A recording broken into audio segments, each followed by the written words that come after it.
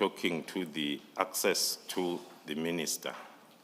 Those will be the 6 themes that will guide us as we go through the charts. Thank you. Commissioners, I then propose we begin going through the chats in detail. So on page 1, you have it in front of you, General Khumalo. It says Brown Mokhotsi is the number. And you confirmed yesterday that this is a number that is indeed registered to Brown Mokhotsi. That's correct. And is this the same number that was used to contact General Mkhwanazi in September last year? That is correct, Commissioners, the same number that was used during the communication with General Mkhwanazi. And the second name is not under the name Matlala, it's Dlamini. Can you explain why it's under the name Dlamini? Thank you, Commissioners. Dlamini is another name or second name, surname of Vusimuzi Matlala, and he possesses an identity document to that effect. And also, he is using that surname in some of the gadgets where he is communicating with Brown Mokhotsi and others. General, the second identity document you are referring to, is it a South African identity document issued by Home Affairs? The one that bears the surname Dlamini? Apologies, Commissioners. It's a Swaziland identity document that bears the surname Dlamini. Thank you. And then we see that the chats we're about to go through begin on 19 December 2024. Do you know why they begin on that date, 19 December 24? That is, Commissioners, the beginning of the whole communication data on the cell phones that were extracted.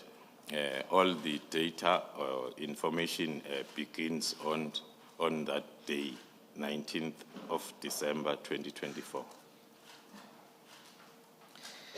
And it ends on 15 May 2025. And is that because obviously he was arrested on the 14th and that was when the phone was confiscated? That is correct, Commissioner. Commissioners, if I could just explain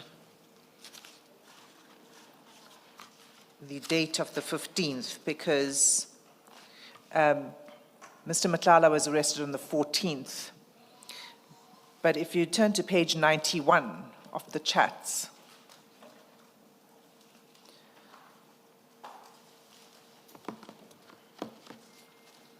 the reason it reflects as 15 May is that strange thing we were talking about yesterday, that the system kicks in called unknown sender, which is reflected as 15 May, but that's the date on which the contents of the phone were extracted. So obviously there was no chats between Mr. Matlala after the 14th. So just to explain why it goes up to the 15th. Okay. All right, so let's begin then with the first communication from Mr. Matlala to Mr. Mokhotsi. And that contains a video link, which we'll display for the Commission.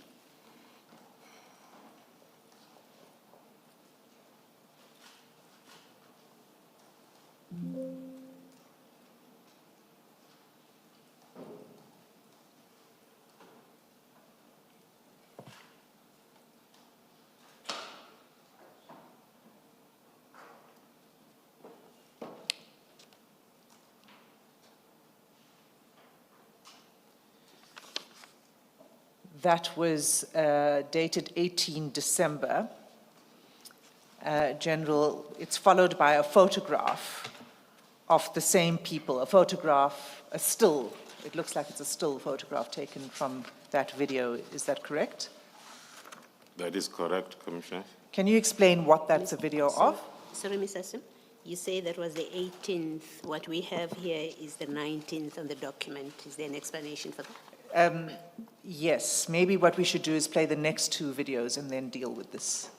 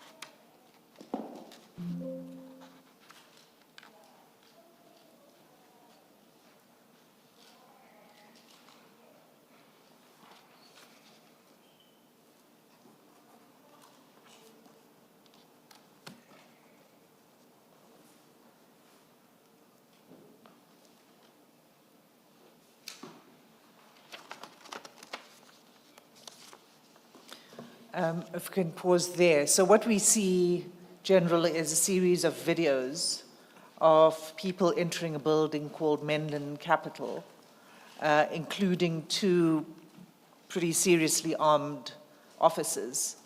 And it's on 2 days, the 18 December 2024 and 19 December 2024. Is that correct? That's correct, Commissioner. Okay, can you explain what's happening in that video and that photograph and who the people are? Thank you, Commissioners. The two videos were forwarded, as well as the still photo, were forwarded by Mr. Vusimuzi Matala to Mr. Brown Mukhosi.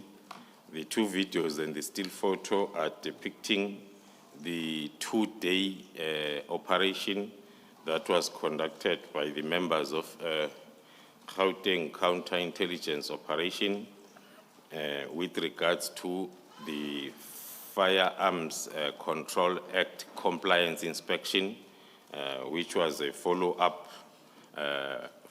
from the operation that was done on the 6th of December. Was Mr. Matlala informed that the team would be arriving for this inspection on those dates? That is correct, Commissioners. The arrangements were made with Mr. Vusimatlala as well as his legal representative, and the appointment was set initially for the 18th, and one of them was not available, hence then it was postponed to take place the following day, the 19th. And can you explain why it was necessary to have an armed escort?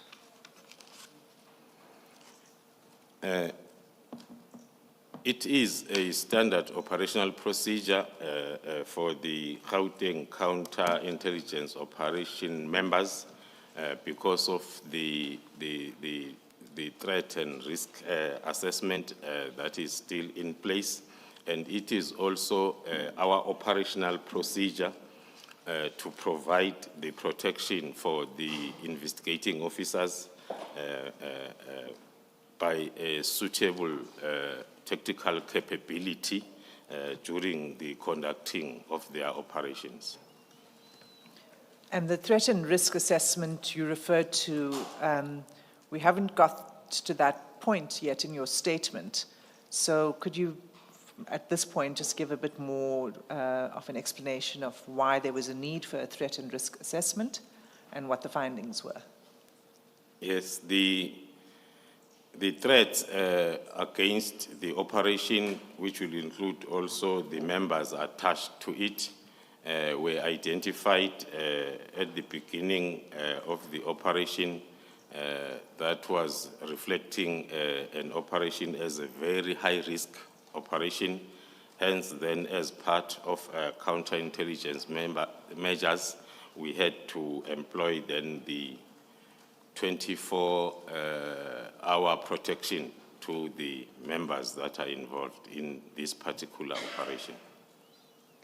So the findings of the threat and risk assessment was high? Was high. The individuals you say who arrived are members of the task team? Are the members of the task team, that's correct. So in the next photograph,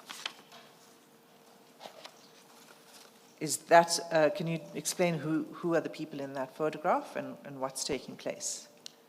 The photograph depicts the members of the GCI Ops conducting inspection together then with the personnel from Vusi Matlala's business premises. Please mention the page numbers for the record. That's on page 3. 3. Pardon me. No, I do see it, just for the record. Thank you, Chair. That's on page 3, the photograph. And so this is where they are conducting the firearm compliance inspection. That's correct. And what were the outcomes of that inspection? The outcomes of the inspection was there were possible contraventions of some of the sections of Firearms Control Act. Hence, then an inquiry was registered, which was then investigated from that day on, and it is still under investigation. And the firearms were all confiscated for ballistic analysis.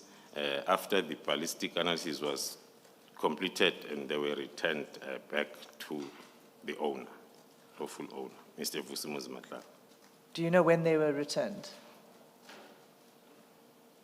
I do not have the specific date, but it was 3 to 4 weeks after the operation. Thank you. If we can turn to page 4. After a call between Mr. Mokgotsi and Mr. Matlala, there's then a text exchange. Can you read that, please? The first text exchange from Brown Mokgotsi to Vusi Matlala, it has got the message that reads, IPID guy name, which is the first text that is talking to our first theme of this presentation. And can you read the next message? The next message, which is a follow-up on the first, where Mr. Brown Mokgotsi is following up from Mr. Vusi Matlala on the same IPID discussion, asking my brother, any news from IPID? So you say that this is the first mention of the theme regarding IPID that you've highlighted for the commissioners. That is correct, commissioners. Maybe also to add or to sensitize the commissioners that we will find the discussion under this theme as we continue to the next page, page 5, 6, 7, as well as page 11 and 12. As we get to those pages, we'll be coming across the discussion around IPID theme. Thank you. So we'll move off that because we want to go sequentially through the chats, but it will recur, the theme of IPID. Okay, so the next message, if you can read that. The next message reads, my brother, how is the court proceedings? according to our analysis and interpretation of the message, we are aware of the fact that after the compliance inspection operation, Mr. Vusimuzi Matlala initiated an urgent court application for the return of the firearms that were confiscated. Our analysis of the chart based on the timeline is giving us that possibility that the chart or the question was with regard to the court proceedings, because the matter was expected to be heard on the date of the message, which is the 24th of December, 2024. Advocate Hassim, I know we're dealing only with the chats, but between the chats, I see that there are audio calls and video calls. Are we leaving those and just assume that there were video calls and audio calls, but nothing more about it? We have no further information on the audio or video calls. So all we were able to discern from the chat is that a call was made at that point in time, and when the call was returned, and the times at which the calls were made, but we have no information beyond that. And I think that it's useful to just note, General, as we're going along, even though we're skipping sort of over the calls, but to just note for the record that a call was made between the two individuals. On that same note, Ms. Hassim, I think it will be helpful for purposes of a complete record when we read it later, that perhaps you also mention the date and the timestamp as you go along. Of the calls? Yeah, well, not just well, the of calls, everything. more the messages, really. Yes, no, I think, I mean, certainly for the messages, but we could do the same for the calls. I'm sorry, so we were on how's the court proceedings, and your interpretation of this is that it related to the application by Mr. Matlala for the return of his firearms and cell phones. Do you know anything further about that court application? What we know is that on the same day, the 24th of December 2024, when the matter was expected to sit, the applicant, Mr. Vusimuzi Matlala, withdrew his application. Okay. So can you just provide the date and time of the next set of calls one by one? On the next page, there are calls between Mr. Brown Mokotsi and Vusimuzi Matlala, as well as the greeting on the Christmas Day. Let me pause you, General. So the first one is, I think we are going to be quite specific about this. So the first call was 24 December 2024 at 13:45. That's at the bottom of page 4.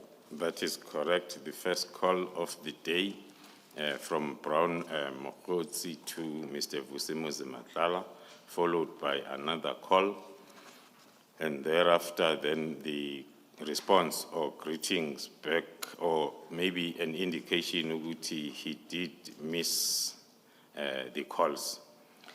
And then the next message. So let me pause for a second, just so we get all of the calls in as Commissioner Baloyi requested. The next call was, so the first call on that was 24 December 13:45. The next call was from Mr. Mokotsi, 24 December 2024 at 14:05. And then another call from Mr. Mokotsi, 24 December 2024 at 23:03. And then a message on 25 December 2024. Can you take it from there? Thank you, Commissioners. And then the first message then from Mr. Vusimuzi Matlala to Mr. Brown Mokotsi on the 25th of December 2024 At at 6:17. 6:17. Yes. Morning, my brother. Did you call by mistake last night? Then followed by the message from Brown Mukhosi to Vusimuzi Matlala on the same date, 25th of December 2024 at 8:42, with the message reading as follows: "Good day, bro. I believe it was a missed dial. Sorry, it's a response to the previous message." And then there are 3 items that are sent by Mr. Brown Mukhosi. The first one being IPID, the second one being the court case date, as well as the 25% we may lose ACOM and flight packages. The first 2, according to our analysis, are referring to the 2 subject matters that we have heard or seen on the preceding pages. And the third? The third is talking to the sub-theme that we are still going to unpack as we move forward. The 25% we may lose ACOM and flight packages. And which theme is that? That theme will be talking to the payments to the politicians. Can you turn to the next message? The next message on the same day, or the next 4 messages, starting with "When are you available?" I'm in Mafikeng. The next one, meaning in Joburg. The next one, "Are you in Joburg?" or "You in Joburg?" Those are messages that are suggesting that there was an attempt to set up a meeting between the 2. And those messages begin, "When are you available?" begins 25 December 2024, 8:47. And the response by Mr. Mukhosi, I'm in Mafeking, is the same day at 9:15. The next message, meaning in Joburg, is at 9:15, immediately after the previous one. Followed by, on the same day, the message from Mr. Matlala saying, "You in Joburg," and that's at 9:15. And then if we turn to page 6, Mr. Mukhosi responds, same day, 9:16, no. Okay, and then can you take it from there? Then the next message from Mr. Vusimuzi Matlala to Mr. Brown Mukhosi on the 25th of December 2024 at 9:16. It reads thus: "Let me know when you're back and the banks open tomorrow. I'll settle that deposit thing, and the rest we'll discuss whenever you are available." According to our analysis of the chart, it relates to the lists of 3 items that were shared between the 2 the same day in the morning, the same day, the 25th of December 2024 at 8:42. Thank you. You can continue with the chats. It can't be all 3 things. Can it possibly be 1 and 2, or is it about 3 only? Apologies, Commissioners. It refers to number 3 of the list Thank sent. you.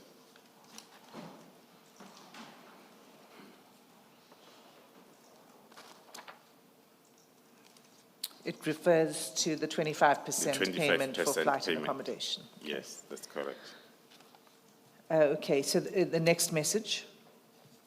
The next message on the same day, 25th of December 2024 at 9:16, Brown Mukhosi to Vusi Matlala. I'm asking if you want me in Joburg, the continuation of an attempt to have a meeting, with the response from Vusi Matlala on the same day at 25 December 2024 at 9:17. No was just wondering if you're around so we can discuss what's happening. And then the next message. Can you pause for a moment there? Do you have any views on what is meant by when Mr. Matlala says we can discuss what's happening?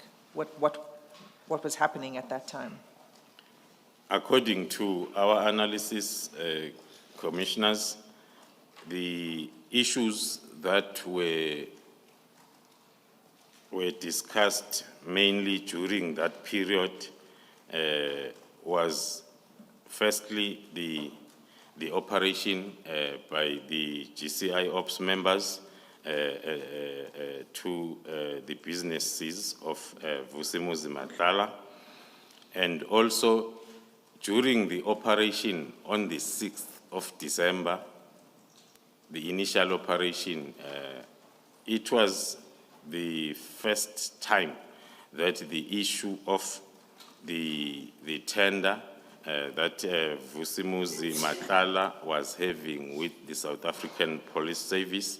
So it was also an issue that was discussed a lot. And on a previous day before Christmas, is when then the SAPS management and ministry had a meeting around the same issue of the tender. So according to our analysis, the question or the issues that Vusimuzi Matlala wanted to discuss with Mr. Brown Mokgotsi are referring to the discussions or issues around that tender. Thank you. You can continue with the messages. The next message is on the same day, 25th of December 2024 at 9:18, Brown Mokgotsi sending to Vusimuzi Matlala indicating that the 26th is a holiday, and with the response from Vusimuzi Matlala on the same day at 09:18, yes, the open half day tomorrow. And then the next message. You can just pause there. He probably meant they open half day tomorrow. Do you have any view on what he is referring to there? Who's open half day tomorrow? According to our analysis of the previous messages or discussions and the ones that we are still going to go to, they are talking to the 25% deposit that had to be done. So is it referring to the banks being open? To the banks, yes, Commissioners. Okay, all right, continue. And then on the same day at 9:18, Brown Mokgotsi indicating to Kat Matlala the continuation of the IPID theme, indicating to him that IPID can be a breakthrough. And then on the same day, Vusimuzi Matlala is responding back to Mr. Brown Mokgotsi at 9:18 again, indicating that there is a bit of a hurdle there, but I'll fill you in. Our interpretation is there means IPID as a direct response to the previous message from Brown Mokgotsi.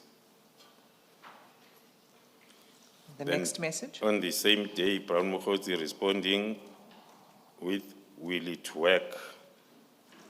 At 10:32. At 10:32 on the same day.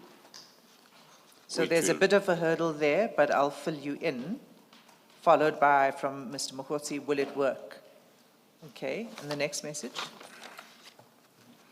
And then the response to Mr. Brown Mokgotsi by Vusimuzi Matlala on the last message asking whether will it work. It reads as, needs someone brave enough. our interpretation is the response on the question whether it will work or not. And do you have any view on what, it's responding to the previous message, but do you have any more insight into what that means? Need someone brave enough? Following the order of the discussion, the question, will it work, will still be part of the IPID theme as the previous messages, or the initial message on that day came from Brown Mokgotsi, indicating to Vusi Matlala that IPID can be a breakthrough, then followed by a response that there is a bit of a hurdle there, but I'll fill you in. So if you read those messages, they give the suggestion that it's a continuation of the IPID discussion, ending with the message from Vusimuzi Matlala that it will need someone brave enough. Can you proceed to the next message? The next message, what we can indicate, commissioners. Date and time first, please. The message is on the 25th of December, 2024 at 13:06, where Brown Mokgotsi sent a picture to Vusimuzi Matlala that is having a picture of what looks like a business or travel agency advertisement. And what is of importance there is to note the name of the travel agency, because it's going to come up very often as we move with this data chart presentation, which is Gala Travel. Can someone who is Sotho Tswana speaking please pronounce that for us?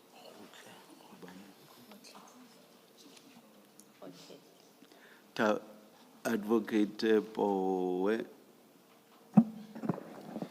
It's Khotle. Khotle. Thank you. And maybe, Ms. Hassim, it may have to be spelled for the transcript. Thank you. And that's spelled Gotlhe.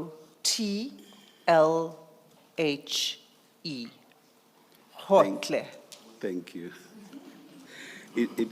Generally, it also looks like it's a still picture taken off a video.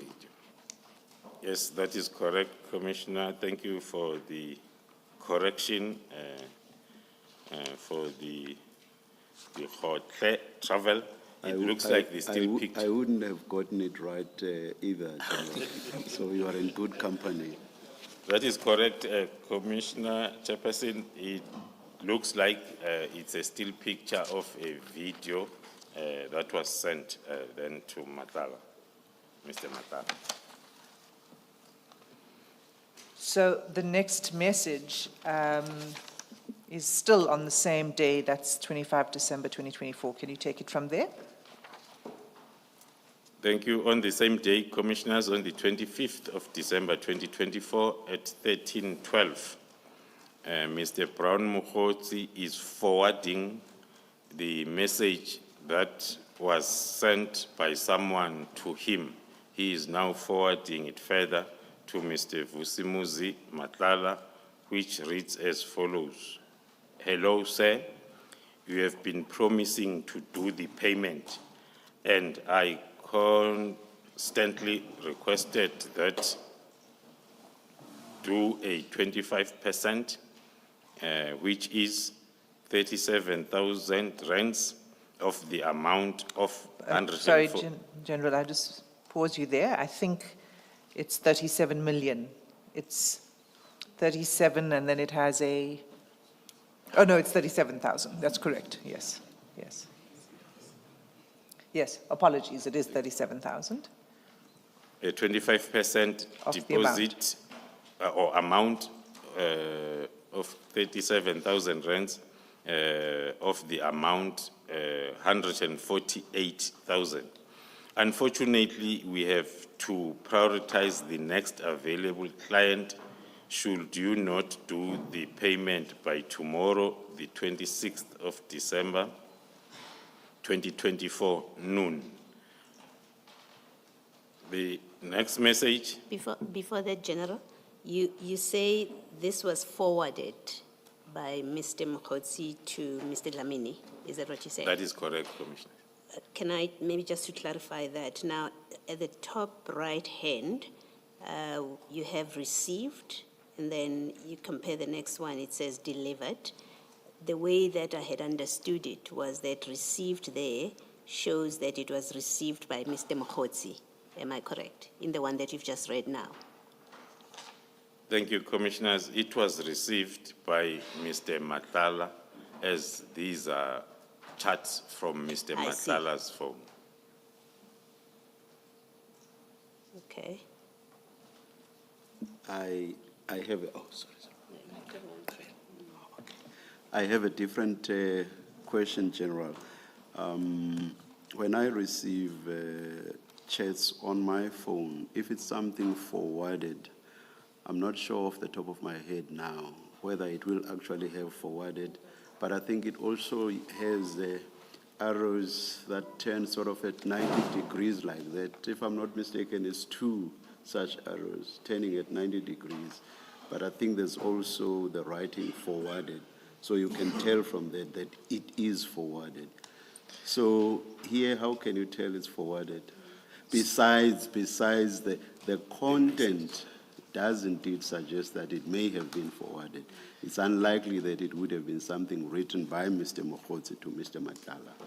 But aside of that, how are you able to tell that it was forwarded? So, Chair, this is the issue that we alerted yesterday, that the Commission's own software was unable to reflect it in that way in which we normally see it on our phones. So the only way we could establish that it's forwarded is by looking at the metadata that indicated, and the spreadsheet that's in your annexures. If you were to, I don't propose we do it now, but if you were to go to the spreadsheet and look at 25 December 2024, and then at the time stamp, it will indicate that this is a message that was forwarded. Thank you for the explanation. Let's go by what the General says then, yeah, even with others that follow. Thank you. Thank you, Chair. Thank you, Commissioners. Continuing on the same date, 25th of December 2024, we noting the response from Vusimuzi Matlala to Mr. Brown Mkhotsi at 13:58, which reads as follows. First thing tomorrow morning, I'll attend to it. Soon as the banks open, I'll be there. I couldn't do it before because of the obstacles which you also are aware of. But I made a promise to you and I won't disappoint. Then on the following day, on the 26th of December 2024 at 8:05, the message sent by Mr. Brown Mkhotsi to Mr. Vusimuzi Matlala containing the banking details of the same company on that business card or advert with the FNB, Hotel Specialists, and the account number reflected as 628952. We don't need to read out the account 33, number. okay. And then it is for the current account. And then followed by the greetings. So just to pause there, General. So it's Mr. Mkhotsi sending the bank account details to Mr. Matlala for payment. That's correct, And it's Commissioners. Hotle Specialists, and what was on the advert was Hotle Travel. Okay, you can continue. Then that, When you get to details like the banking details, please just say banking details indicated without reading it into the record, please. General. noted, Commissioners. Then that message on banking details is followed by the greeting on the same day, 26 December 2024 at 10:59. Then on the next page, on the same date, the 26th of December 2024, there are audio or video calls exchanged between the two, and then followed by on the same, there is a video call at 11:05 on the 26th of December, followed by the message from Mr. Vusimuzi Matala to Mr. Brown Mokotsi on the 26th of December 2024 at 11:06, which reads thus, "Let me call you in 20 minutes, meeting." The response from Mr. Brown Mokotsi at 11:06 on the same day reads, "Okay," followed by another message on the 26th still of December 2024 at 11:06 from Mr. Brown Mokotsi to Mr. Dlamini Vusimuzi, which reads, "Just send me a message that you are held up so that I send this woman, these women, please." Our interpretation is that message is talking to the forwarded message of a person who was reminding the two chatting gentlemen about the 25% deposit. The response thereof on the same day, 26 December 24, at 11:13 from Vusimuzi Matlala reads thus to Mr. Brown Mokotsi, "Do not stress, my brother, I will take care of it." And then on the same day, the response from Mr. Mokotsi to Mr. Dlamini at 12:08, indicating that share a POP, and thank you, hence. Then the next message on the same date. POP, which I understand to be Proof of payment. Proof of payment. Is that a thank you or a please, as if somebody is pleading? I think it's a please, the interpretation, because there hasn't been a payment made yet, so it's a pleading hands, Commissioner. That's a reference to the emoji on the side, General.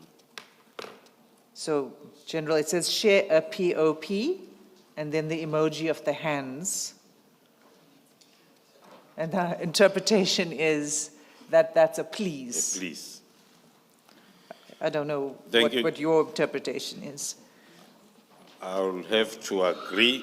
One is not using these emojis often, let alone the understanding.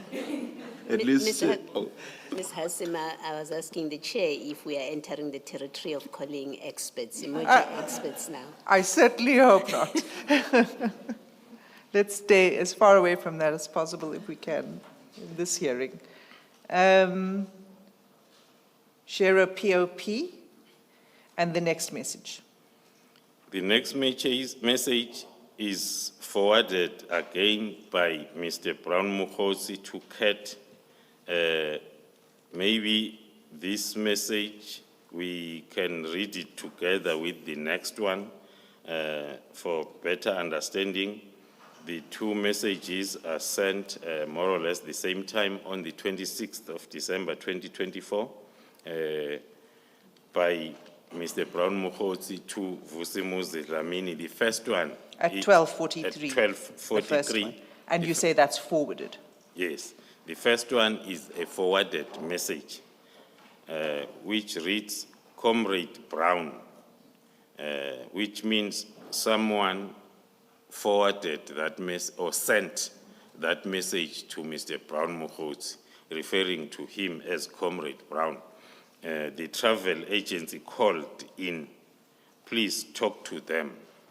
Then Mr. Brown Mukhosi is forwarding the same message to Vusimuzi Matlala as sent to him. The next message now is not forwarded, is sent by Mr. Brown Mukhosi after that forwarded message, which reads, Chief of Staff. And your understanding of that? Our understanding of that is the indication by Mr. Brown Mukhosi as who had originally sent that message to him, the very same message that he is forwarding to Mr. Vusimuzi Matlala, an indication that this message above is originally from the Chief of Staff. And do you know anything more about, we don't know which Chief of Staff? We do not know which Chief of Staff, but Perhaps at this stage, unless something clearer comes up, let us not speculate. yes. Noted, Chair. Can we move to the next message? Before you do that, let me ask Ms. Hassan, these two chats, they look on their face that they could be controversial or will become important later on. You've referred to annexures which have metadata. Is the intention that at some point you will take us to the metadata that indicates that indeed this was forwarded from a source that hopefully would be identified? My understanding is we can't verify the source, the original person who sent it, the message that was then forwarded. All we're able to establish is that this was indeed a forwarded message, but not the identity of the person behind it. Can we continue? So we're on page 10. On page 10, Commissioners, the first message on the 26th still of December 2024 at 12:48, the message from Mr. Vusi Matlala to Mr. Brown Mukhosi, reading, I think when they wake up tomorrow, it will be in. I will send you a video of my banking app. It is off. I cannot do anything without going to the bank. Was hoping they will be open today, but still closed. Our interpretation of that message is it relates to the previous chats between the two gentlemen about the possibility of the banks opening on the 26th. So this message is indicating that it is the 26th today, so the banks are still closed, and Mr. Vusimuzi Matlala is indicating that he has got a problem with his banking app, which will need him to go into the branch. Then with a response on the same day, 26th of December 2024 at 12:49 from Mr. Brown Mukhosi, indicating that that is sufficient, with another emoji. Which is? Can you just? I'll guess that it refers to, I'll be strong. Yeah. So that's sufficient, and then an emoji of a muscular arm. And the next message? The next message, still from Brown Mukhosi to Vusimuzi Matlala on the same day, 26 December at 12:49. Mr. Brown Mukhosi indicating to Vusimuzi that no need to send the video. The video, according to our interpretation, refers to the previous message at 12:48, where Vusimuzi Matlala wished or promised to send a video of his banking app to Mr. Mukhosi to show that it is not working. And The next one is a link, if we could just play that video attachment. And that's sent, sorry, just for the record, before you play it, it's 26 December 2024 at 12:49 p.m.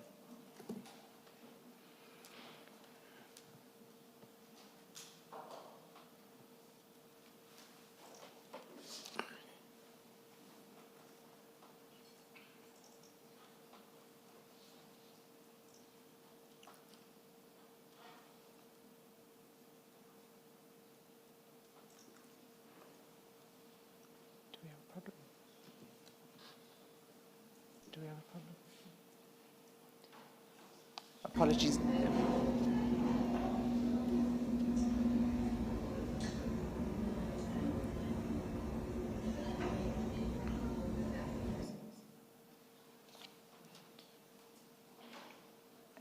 And then maybe you can just read the next message to explain that. Thank you, Commissioners. The previous messages, the first one on the same page indicated to Vusimuzi Matlala, prepared to send a video of his app that was not working as a proof, and then followed by the message where Mr. Mukhuzi said there is no need to send a video, but still on the same day at 12:49, same day, 26 December 24, Mr. Vusimuzi Matlala is sending a video proving that his app is not working. The next message on the 26th December 24 at 12:50, Vusimuzi Matlala explaining to Mr. Brown Mukhosi that he can check it, it just turns blue, nothing happens. Our interpretation is he is indicating, of course, that his app is giving him a problem. The same day then, on the 26th December, at 13:18, Vusimuzi Matlala asking if Mr. Brown Mukhosi can take a call, and then after that, then there is a call from Brown Mukhosi to Vusimuzi Matlala. 2 calls. At 13:18 and 13:21 respectively.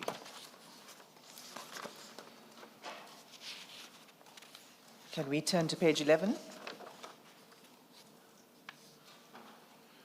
Then on page 11, we see the screenshot for the communication between Mr. Brown Mukhosi and the minister. According to our interpretation on the screenshot, we see Senzo Mchunu. The screenshot is forwarded by Mr. Brown Mukhosi to Mr. Vusimuzi Matlala with the messages.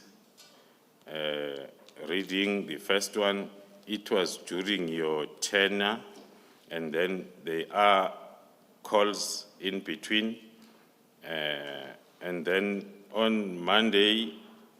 Before that, General, just explain that it was during your tenure. I don't quite get what it is. And as you do so, if you could explain who's communicating. So the darker blue versus the lighter blue, who is the person who's communicating? Yeah, according to our understanding and analysis, the communication, which is colored blue, is from the holder of the phone.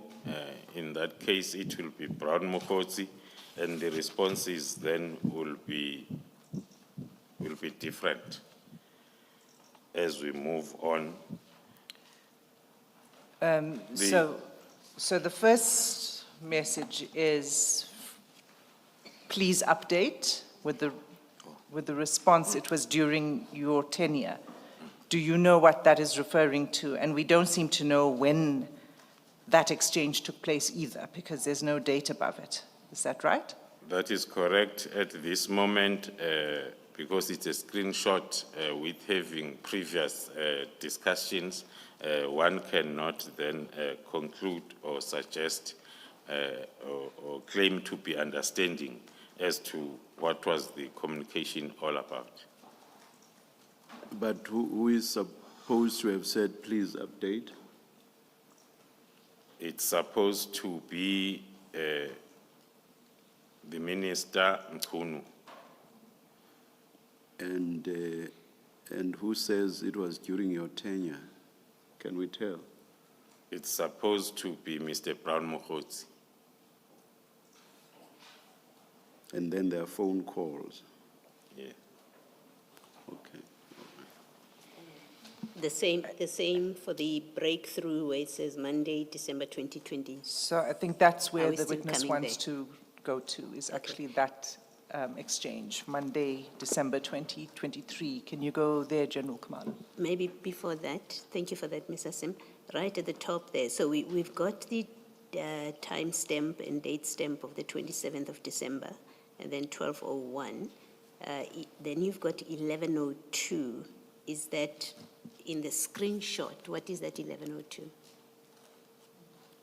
Do we know, General? Our limited knowledge will talk to the 27th, 12th was when the screenshot was sent to Vusimuzi Matlala by Brown Mokhotsi at 12:01. And The 11:02 may be the time, the time that was reflected on the screenshot, but it's not linked to a date, so it's not that helpful. And then after those two messages exchanged between 13:55 and 15:07, there are 3 calls. And then on Monday, the 23rd of December, there will have been a message from Brown Mokhotsi to Senzo Mkhunu reading, "We got a breakthrough." And then followed by the calls on the same day.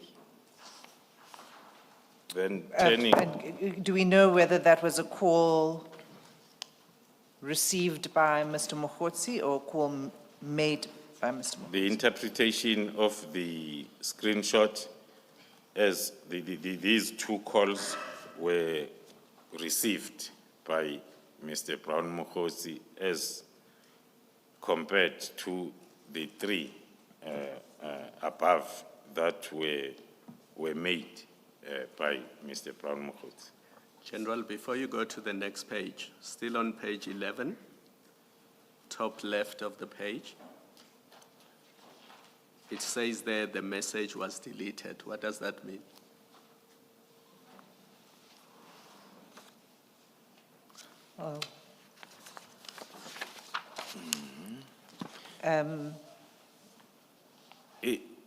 According to my observation, commissioners, this is a screenshot and there is a gap between that message that is written, message was deleted, which might suggest that it's the previous message. When you take the screenshot, then that other page happened then to encroach with the page that you wanted to use.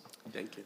It's, I think, as a result of the printout. So if you were scrolling through the phone, you would see it's actually linked to the Brown Mokhotsi message before that. Just for the record, you said the first set of calls, and there are 3 of them, you said those were made by Mr. Mokhotsi. For the record, I think we should say the writing there says outgoing in respect of all 3. And then the next set, you say those were received by Mr. Mokhotsi. I think for the record, we should say that it says incoming. That is correct, Commissioners. The first 3 calls, they were outgoing, and then the 2 after the message were incoming voice calls. And can you just give the time? We know it's Monday, December 23, but could you give the time of the 2 incoming calls? The 2 incoming calls, the first one is at 11:23. The next one is at 14:49.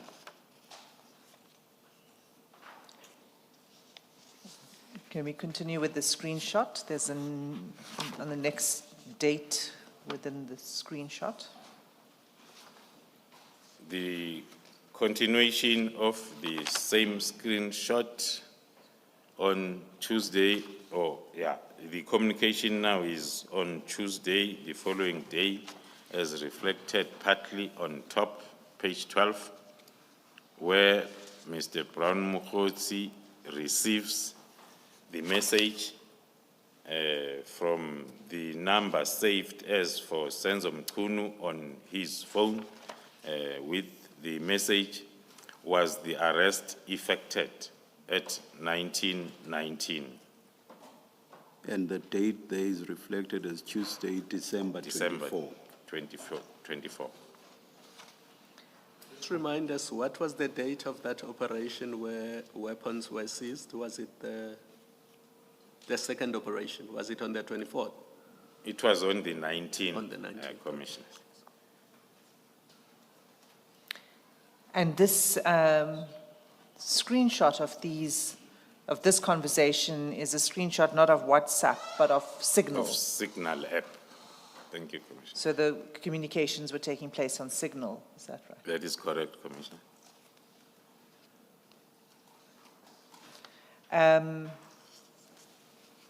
Can we move to the next text then?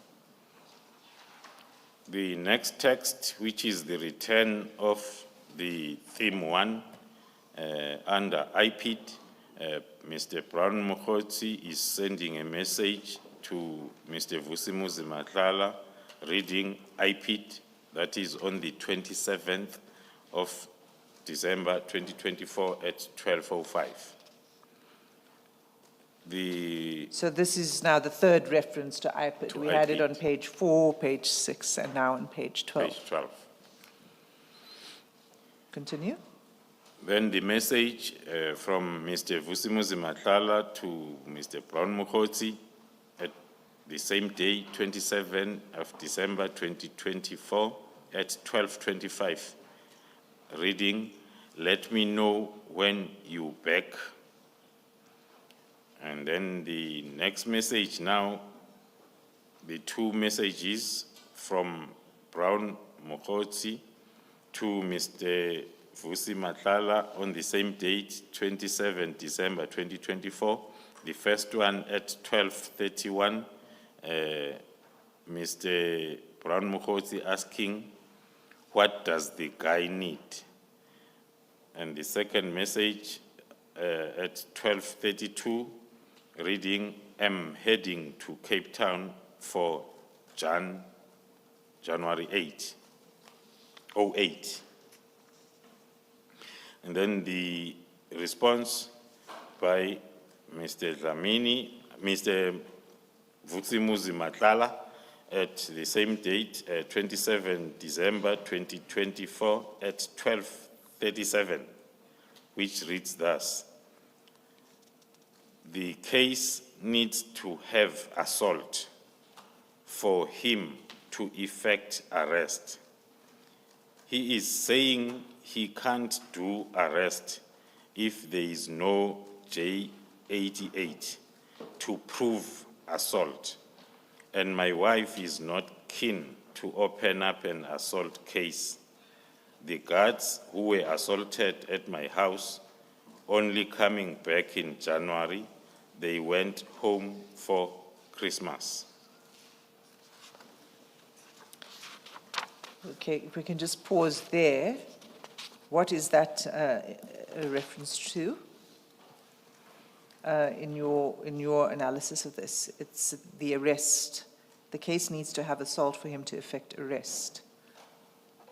Yeah, reading or maybe understanding the whole discussion that involves IPID from the first message culminating to messages on this page 12, where the previous page there was a discussion on signal in terms of Mr. Brown Mukhosi indicating a breakthrough, and then followed by the question, was the arrest affected? And then Mr. Brown Mukhosi now wanting to get the correct information from Mr. Matlala, indicating the IPID status according to our analysis. And then the question by Mukhosi, what does the guy need? The IPID guy, because the IPID at previous message was referred to as IPID guy. And then with the explanation now as to, according to our interpretation, that is what the guy needs, as is provided by Mr. Dlamini, Mr. Matlala, Vusimuzi Matlala to Brown Mukhosi, the explanation as to what the guy needs, as per that message, that the case needs to have assault for him, the guy, our interpretation, to effect arrest, as there were inquiries about the status of arrest, then the guy saying he can't do arrest in the absence of J88, and other reasons that are provided by Mr. Vusimuzi Matlala on that WhatsApp chat as why the arrest cannot be effected. The arrest of whom?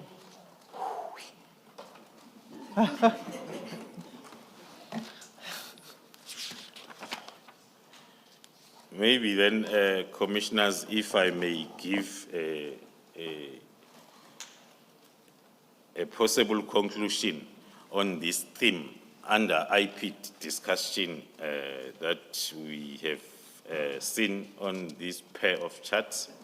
The discussion to us suggests that Mr. Vusimuzi Matlala and Brown Mukhosi had a discussion on the involvement of IPID to intervene after the operation by the team on the 18th and 19th, but we can also include the 6th of December, because the encounter with Mr. Vusimuzi Matlala and the team, or encounters, started from the 6th of December.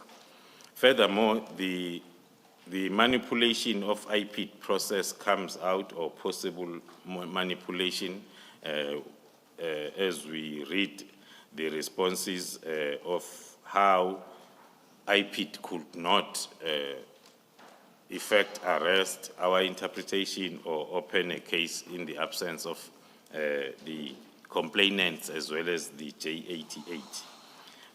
So the interpretation is an attempt to manipulate IPID processes for the benefit of Kat Matlala, including the private discussion around how to make this case valid, the case that had to be dealt with by IPID. And also in the conversation, Mr. Brown Mukhosi seems to suggest that IPID could be a breakthrough, as we have read some messages indicating the breakthroughs and the breakthrough that they needed to sort Kat's issue. There was a message that read, IPID can be a breakthrough. It also suggests that Kat might have an IPID person, referred to as IPID guy, whom he is chatting to get the case opened, investigated up to the arrest, though they are struggling because of the absence of J88 and also the guards not being around, so as they can effect the arrest. The Brown Mukhosi, in his discussion with a contact saved as Senzo Mchunu, in his phone that that discussion that is seen. You are referring to the to screenshot. Yes, on the signal. We are presuming that will refer to the Minister of Police looking at the number saved as Senzo Mchunu. The discussion shared between Mr. Brown Mukhosi and the saved Senzo Mchunu, suggesting or giving the update that there is a breakthrough, followed by a question as to whether was their arrest affected. So the analysis talks to the discussion stemming from the use of IPID to come up with these charges, further investigations leading up to the arrest, which appears. So general arrest of whom? General, does the picture get clearer with other texts or chats perhaps? Because if it does, I would suggest that we should leave this here and see how things unfold as we go through later chats perhaps. Or not? I think the only question is still that the only thing that we can, I'd like to ask the witness, but we can then move from there, is who is the arrest? When there's a discussion of an arrest, who is the subject of the arrest? See, the issue is, will the general respond based on facts that he knows, or will he be speculating? And why I say, if the picture does get clearer, let's go to where it does get clearer. Maybe we'll get to know. If we don't, because if it does, there's no need to rely on speculation. I hope I'm making sense. You know the picture better than I can ever hope to. Well, I think maybe we can park it for now, and we'll see where it goes. Thank you. Thank you, Commissioners. We are then going to move to the next page, 13. The continuation of the chats between Mr. Brown Mukhosi and Vusimuzi Matala on the 27th, still of December 2024 at 12:38. The message reads from Mr. Vusimuzi Matala to Mr. Brown Mukhosi, and that payment is done, with another emoji. A thumbs up emoji. Oh, okay. A thumbs up emoji, and the response from Mr. Brown Mukhosi at 12:41, the same day, 27 December, with thanks.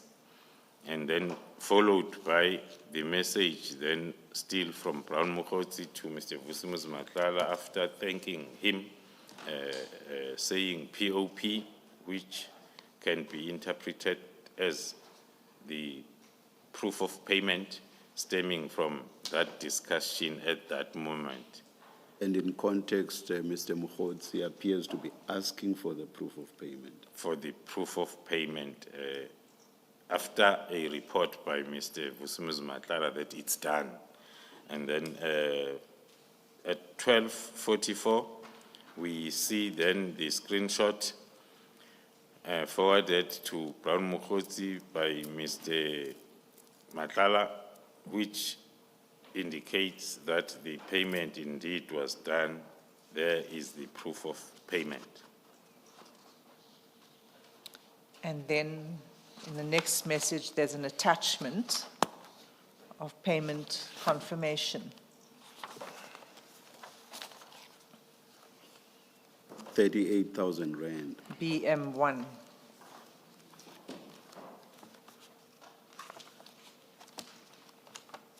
BM1, Commissioners, is at page 92, which is the proof of payment.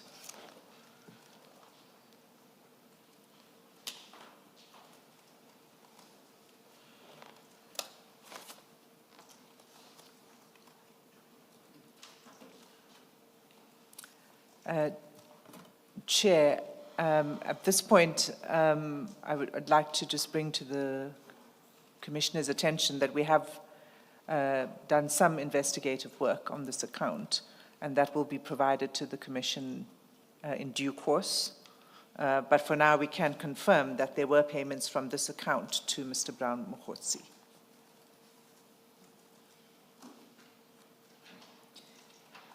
Do you mean payments other than the one reflected in the POP?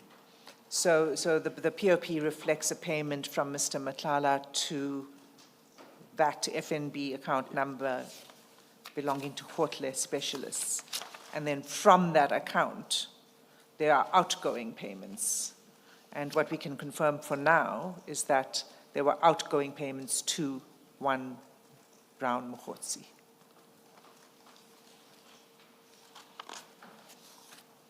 So we're on page 14.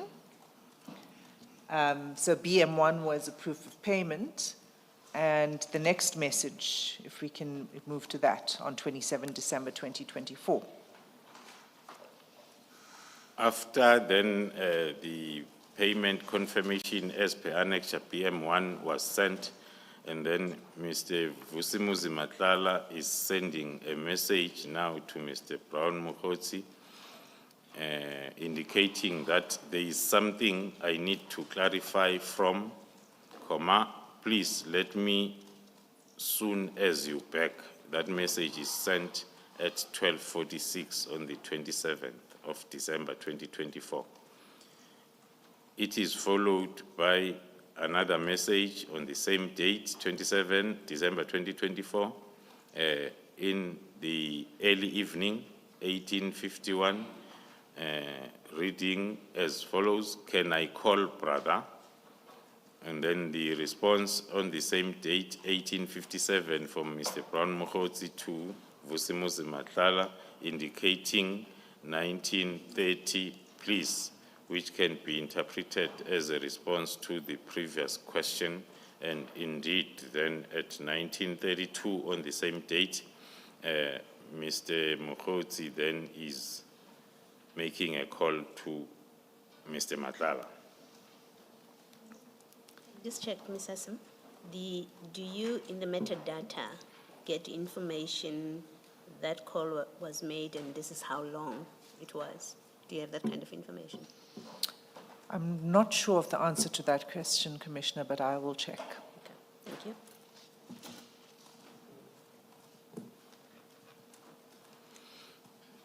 The next communication is now on the 29th of December 2024 at 18:01. The first message there from Vusimuzi Matlala to Mr. Brown Mokgotsi: "Afternoon, brother. Do you know Brigadier Nkwana from Internal Audit?"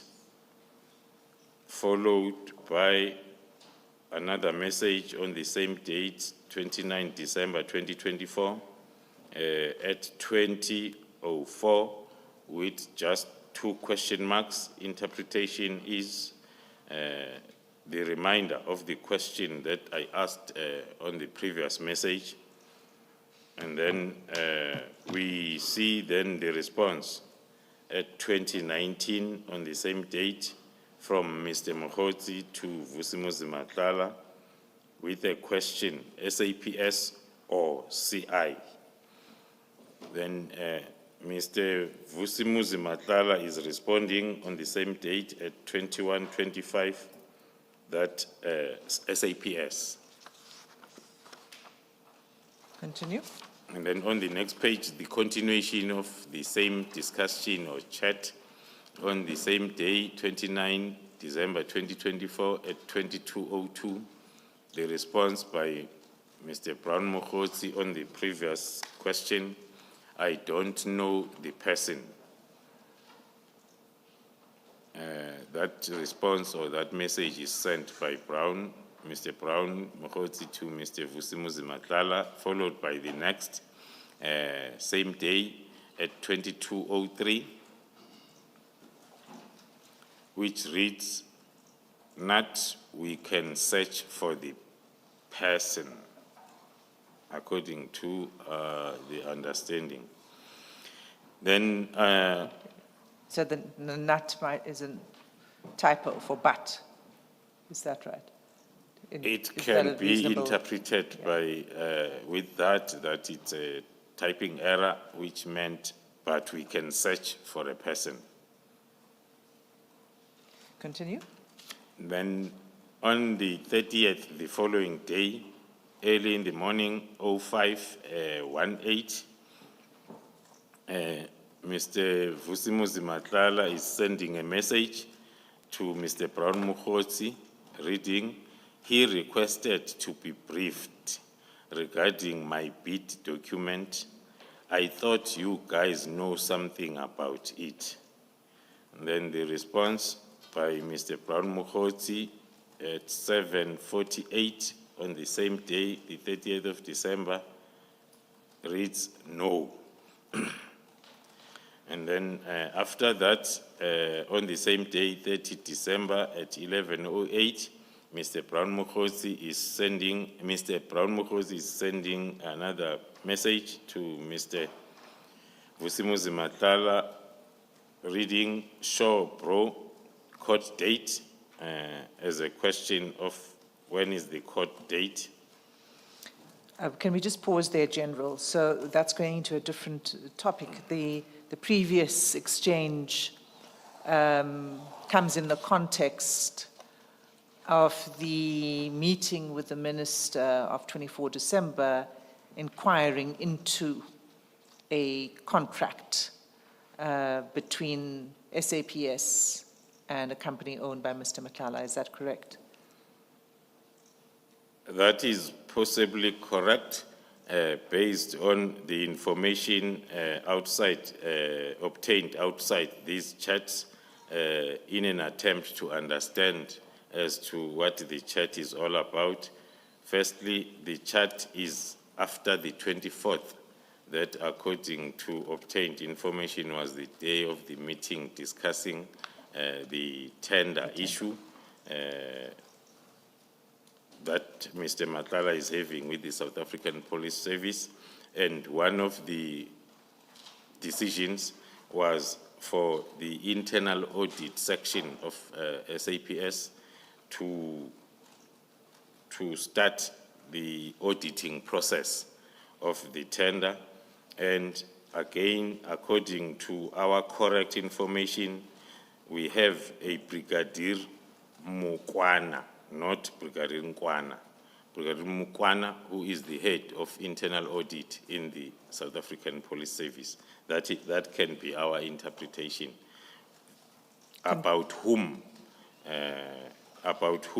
Mr. Vusimuzi Matlala is inquiring from Mr. Mukhosi. Thank you. Continue.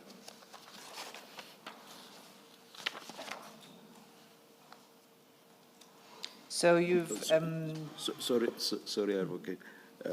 Can you please spell the name of the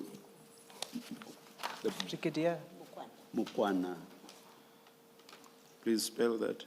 I want to write it against Mukwana. It's Mokwana. Thank you. Thank you.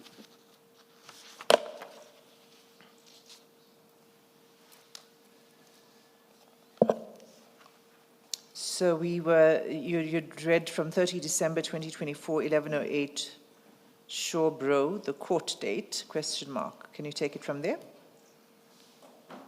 And then the response by Mr. Vusimuzi Matlala to Mr. Brown Mukhosi is on the 30th of December 2024 at 11:53. It reads, remember, I said I need to see you. It's regarding this court date issue. There is something I need to discuss with you. Our interpretation, that is the response then on the previous question asked by Mr. Brown Mukhosi. With Mr. Brown Mukhosi responding same date at 13:06 with okay. Okay, continue.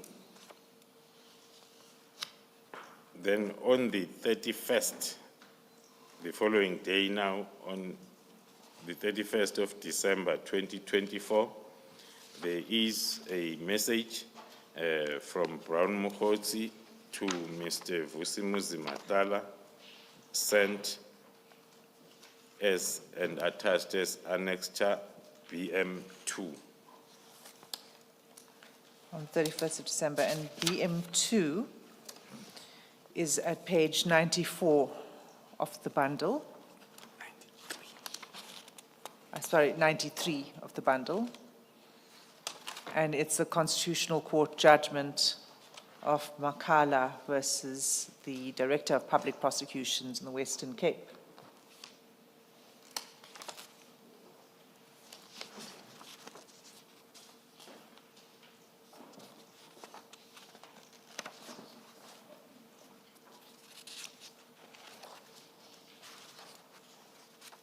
I believe we'll come to this in a moment. You can continue with the text messages, General. Thank you, Commissioners. Continuing on page 16, the communication is dated the 31st of December 2024 at 10:49. That is after then the previous page message where the court judgment was sent then by Mr. Brown Mokotsi to Mr. Vusimuzi Matala. The message reads, "This thing, by own interpretation, this thing might makes it difficult. A very 100% typing error if it was meant makes, unless if it's a lingo that is used then between the two." Yes, for the record, let's read how it's typed, which is MYKZ. Thank I you, can General. spell it, Commissioners, MYKZ. Thank you. Chair. Let us, before going to the next chat, perhaps let's take the adjournment now, come back at 11:15. Let's adjourn. Thank you, Chair.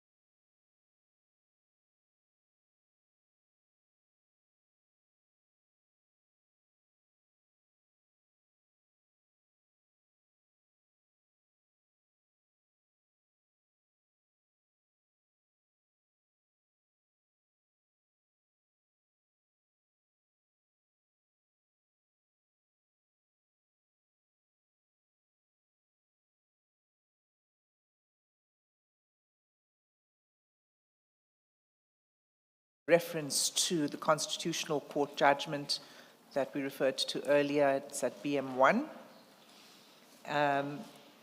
General Khumalo, have you seen that judgment, that Constitutional Court judgment? Yes, that is correct. The main interest was to determine the Khumalo that is in question in the judgment, and then one realized that it's not the same Khumalo testifying then in this commission now. It was referring to another Khumalo, so that's where the interest ended. So your name was not mentioned in the text of the judgment anywhere, is that correct? That is correct, Commissioner. So,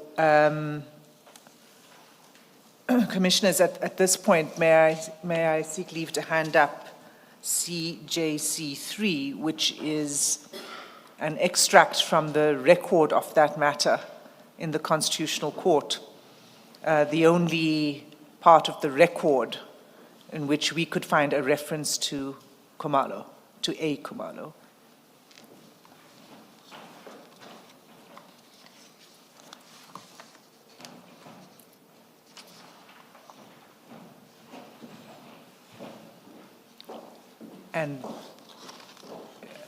And on the second page of that exhibit, at line 19, is where you will find the reference. It was from a court transcript from the lower court, in which the witness says, I think on the day we were told to come to Knysna, and then I was also called by Brigadier Khumalo to bring the witness on the site, but I didn't get the story well, why? That's the reference to Khumalo, one Brigadier Khumalo. General, do you know who that is? Is that you? Thank you, Commissioners. Definitely, it's not me. Inquiries were made to lots of Khumalos that one might associate with the judgment. Until then, we found that it is the current Deputy Provincial Commissioner in Gauteng, Deputy Provincial Commissioner Crime Detection in Gauteng, who was a Brigadier Khumalo by then in the Western Cape, in Cape Town. Did you serve in the Western Cape at any point? No, I've never served or worked in the Western Cape. Thank you. You can continue then to page 18. Continuing on page 18, still on the 31st of December 2024, at 11:31, the message from Mr. Brown Mukhodzi to Mr. Vusi Matlala, am now worried, my bro, with the response on the same day, more or less the same time, a second after, asking worried about what? It's a question. And then the response on the same day at 11:32, a minute after, a response by Mr. Brown Mukhodzi to Vusimuzi Matlala, which reads thus, outstanding issues. Now this again, today is D-Day on the other side. I also think you must stand back. Then the response in a question format from Mr. Vusimuzi Matlala on the same date, 31st December at 11:33. Stand back, I don't understand what you mean. And then the response on the same date at 11:35 by Mr. Brown Mukhodzi, indicating that for your safety and business. And the next chart, 2 minutes after that, on the same date at 11:37, Mr. Mukhodzi to Brown, saying, we must fight what comes your way. We must just fight. We must just fight what comes your way. In response by Mr. Matlala on the same date, 31st December at 11:40, it reads thus: "This won't change my contribution towards the minister, though. I made a conscious decision and I'm not backing down. Whatever help the minister needs from my side, I'll be happy to assist. I just don't want to fight losing battles." The message then from Mr. Vusimuzi Matlala as a response to Mr. Mkhotsi. Moving on to the next page, 19, Mr. Brown Mkhotsi to Vusimuzi Matlala with the message on the 31st still of December 2024 at 12:25. With the message reading, "Here is our backlog and we now need to deal with this. It's a last day." Followed by another message at 12:30 on the same date, 31st December 2024, from Brown Mkhotsi to Vusimuzi Matlala. "I thought we spoke about it, but we did many regions. It's only 2 regions left." And then the next message at 13:55 on the same date, the 31st of December 2024. Brown Mkhotsi to Vusimuzi Matlala asking, is it possible for you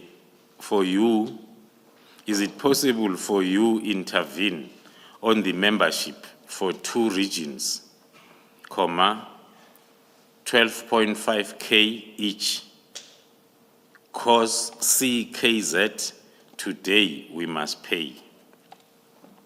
That message is followed by a call from, after sending that message, a call from Mr. Brown to Vusimuzi Matlala at 13:57 the same day, and another call at 16:46 from Mr. Mkhotsi to Matlala on the 31st of December 2024.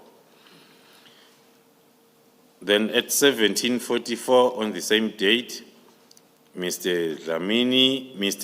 Matlala is responding to Mr. Mkhotsi as follows: "I'm sorry I missed your calls. I do not have a problem to help. There is some things I need to understand and also hear what my concerns are. Please, like I said before, can we kindly meet whenever you have time and hear what I have to say?" That message from Mr. Matlala to Mr. Mkhotsi is followed by a call at 17:49 on the same date and another call at 17:50 from Mr. Matlala to Mr. Mkhotsi. And then the next page, 20, on the same date, 31 December, Mr. Brown Mkhotsi responding to Mr. Matlala with the message, "Sure, boss," followed by a deleted message that was from Brown to Mr. Matlala on the same date at 19:07. On the same day, 31st of December at 19:08, Mr. Brown Mkhotsi is sending a message to Mr. Kat Matlala, which reads thus: "We managed to push. We only need for those 2 regions. We only need for those 2 regions." The figure 4, the figure 4 perhaps being FOR. FOR, that might be correct. I ask people, I ask you not to speculate, and there I am speculating. Thank you, Commissioner.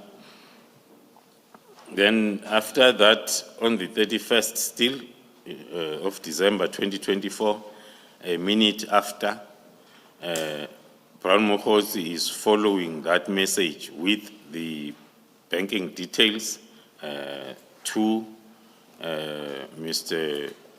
Matlala. And then the same minute, few seconds, then Mr. Brown Mokhosi is sending a message, we need 25K only. The next message, still from Mr. Brown Mokhosi to Mr. Ket Matlala. A minute after that, it reads, we'll engage with everything and anything we need, my boss. The problem is we're gonna lose voters in the two regions. Then that message then is followed by calls from Brown Mokhosi on the same date, 31st December. The first one is at 1911, followed by the second one at 1919 to Vusi Matala. Keep going. Then on the 21st, page number 21, on the same date, another call from Vusimuzi Matlala, followed by a return call from Brown Mokhosi at 20:30, still on the same date. And then same date at 20:44, Mr. Brown Mokhosi is sending a message to Mr. Matlala, reading, my brother. And then at 21:02, same date, Mr. Matlala is responding to the fact that he was taking a bath. I'll let you know if I win or not. Still waiting.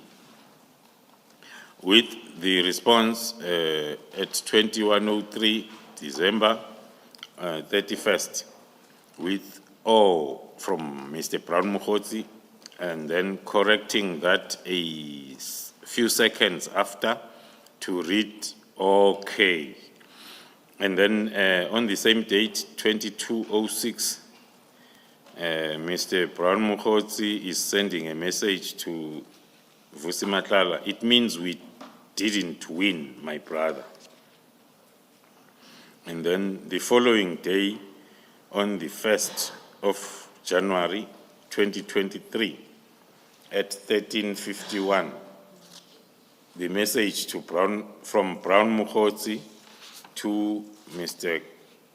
Ket Matlala at 13:51. The message reads, good day. I have arranged a meeting for Sibia and the minister must have a solution.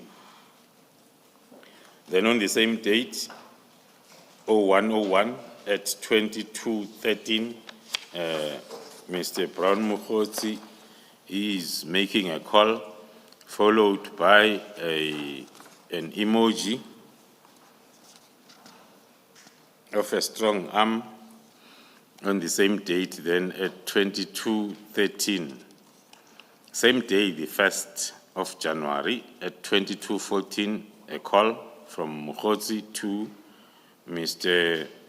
Matlala, followed by the message at 22:38, same day, 1st of January, 2025. The message reads, the task team that came to your house and harassed you has been dissolved, / disbanded. Then on the 2nd of the following day now, of January, the first communication between the two is at 7:12 in the morning, where Dlamini is then responding to the message of the previous night with a message, oh really, followed by another message a minute after that. I see you tried calling me last night. And then the next message at 7:14, another minute later, the question, when is this happening? Then the response is at 8:58 from Mr. Mokotsi responding to Mr. Matlala, indicated on the message, they got the letter on Monday. As we speak, they are bringing all the dockets to Sibia. Followed by an attachment as Annexure BM3 that is sent by Mr. Brown Mokotsi at 10:05 still on the 2nd of January, forwarding the attachment to Mr. Matlala, which is annexed, as I've indicated, as BM3. And BM3 is the letter from the Minister to the National Commissioner dated 31 December 2024.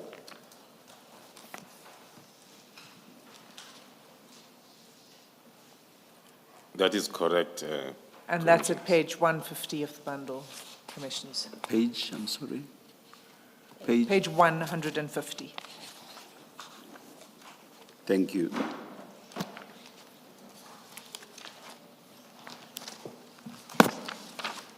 And on the same day, the 2nd of January, at 11:13, there is a call between the two gentlemen, and thereafter, on the same date,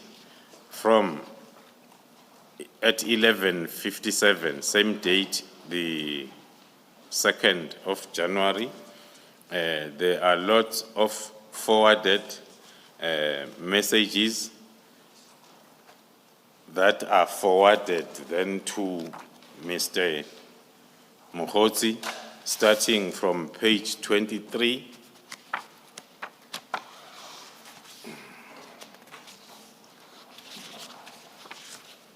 Starting from page 23 to page 34, 30 to page 34A, 34, the bottom part. All those messages are containing the information as well as the screenshots of classified information that is used or that belongs to the Division Crime Intelligence of the SAPS. Can we then proceed to page 34?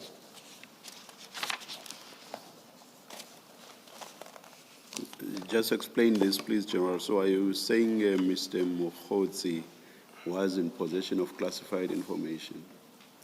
Yes, Commissioners. Mr. Mokotsi was in possession of all this classified information that is forwarding to Mr. Matlala. Thank you.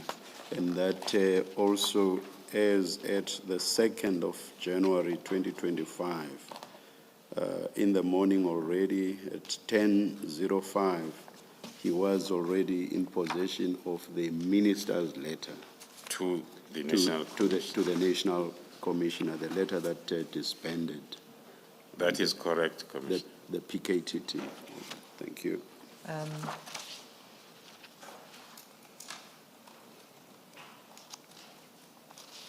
Yes, so Chair, just to clarify, that's on the 2nd of January at 10:05 that he forwards the letter following the earlier message on the 1st of January informing Mr. Matlala that the task team is disbanded. Yes, Then comes a series of information that's classified in the possession of Mr. Mokotsi, which he forwards to Mr. Matlala. And we'll go past that to page 34 at the bottom of that page. Can you take it from there, please, General? And then at page 34, the message is a screenshot, again, from Mr. Brown Mukhosi to Mr. Matala, which contains the communication between Mr. Brown Mukhosi and a certain Dion. The screenshot is having the first message that is visible,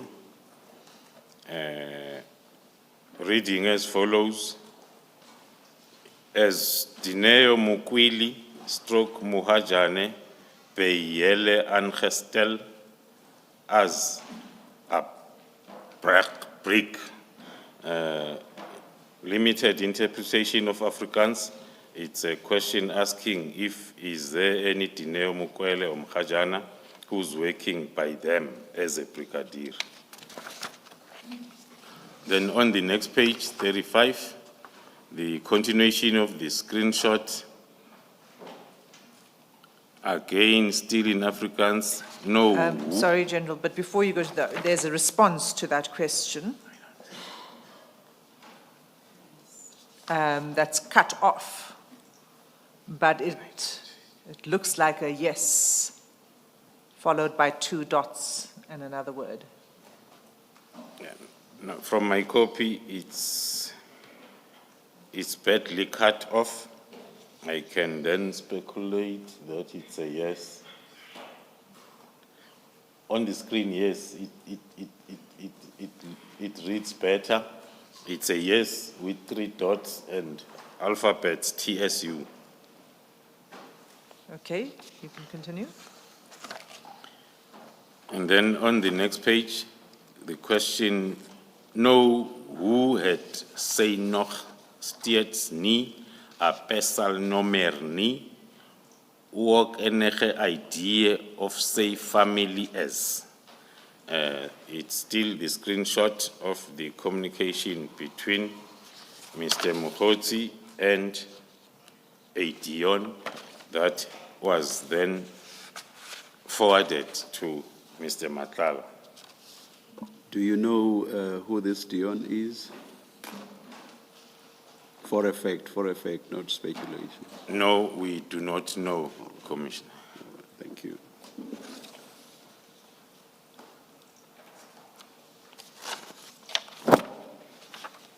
Then, moving on. Ms. Hassim, don't we want to have a translation of the Afrikaans in both texts? As Dineo Mukwele / Mohajane Peyele Angestel as brigadier. Chair, are you asking me to translate it? I'm asking for your resourcefulness.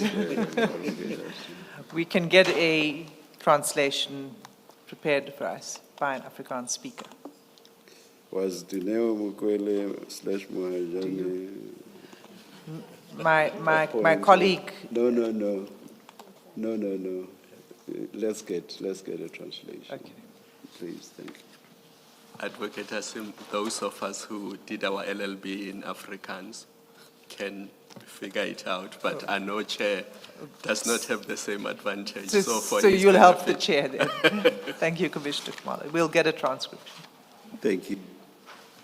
General, you've answered that you don't know who Dion is. If you go to page where it starts, that screenshot at page 34, Dineo Mahajane Beyele Angestel as a brick. Is it fair to surmise that this is asking a SABC member about the employment of Dineo Mukwele? Can one say that from this?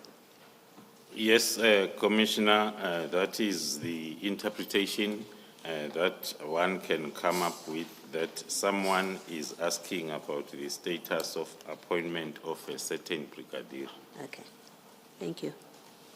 Thank you. Thank you. And there's more in this vein as we go through. So if we go down to the next message that's forwarded, can you, is it cut off? In your file, General, so below that screenshot is another message that's forwarded. Yeah. And can you, without identifying, we have redacted on the screen the confidential information, but can you tell us what we are looking at here? Yes, then Commissioners, thank you. The next message that is forwarded, it's another screenshot forwarded by Mr. Brown Mukotsi to Mr. Matlala, which is of a screenshot taken from the South African police system that is having the personal details of all the employees, which is accessible only by the personnel working at human resource management of the SAPS. It contains the details, including the identity number of one of the employees. Do you know who that identity number belongs to? You don't need to say if you Yes, don't I know. do know. Is it, okay.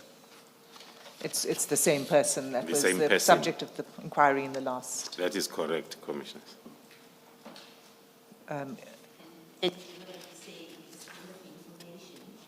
Sorry, you say this kind of information would only be available to SAPS employees. It's internal information. No, the kind of information can only be made available to the employee, him or herself only, see. not to another third party. Okay, thank you. So as I understand it, there's two aspects to that. The first is who has access to this software, this program, the Purcell system.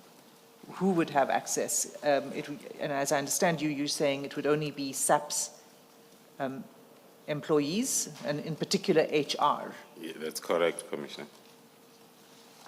And the second aspect of that is that even those who have access can't disseminate the information other than To the employee. to the employee. And Mr. Mokgotsi, you may have already spoken to this.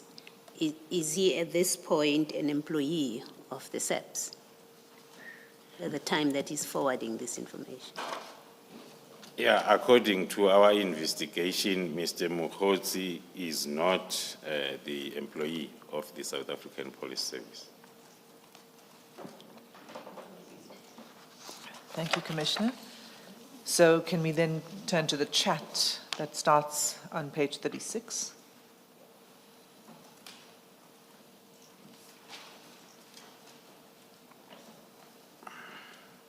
At the top of page 36.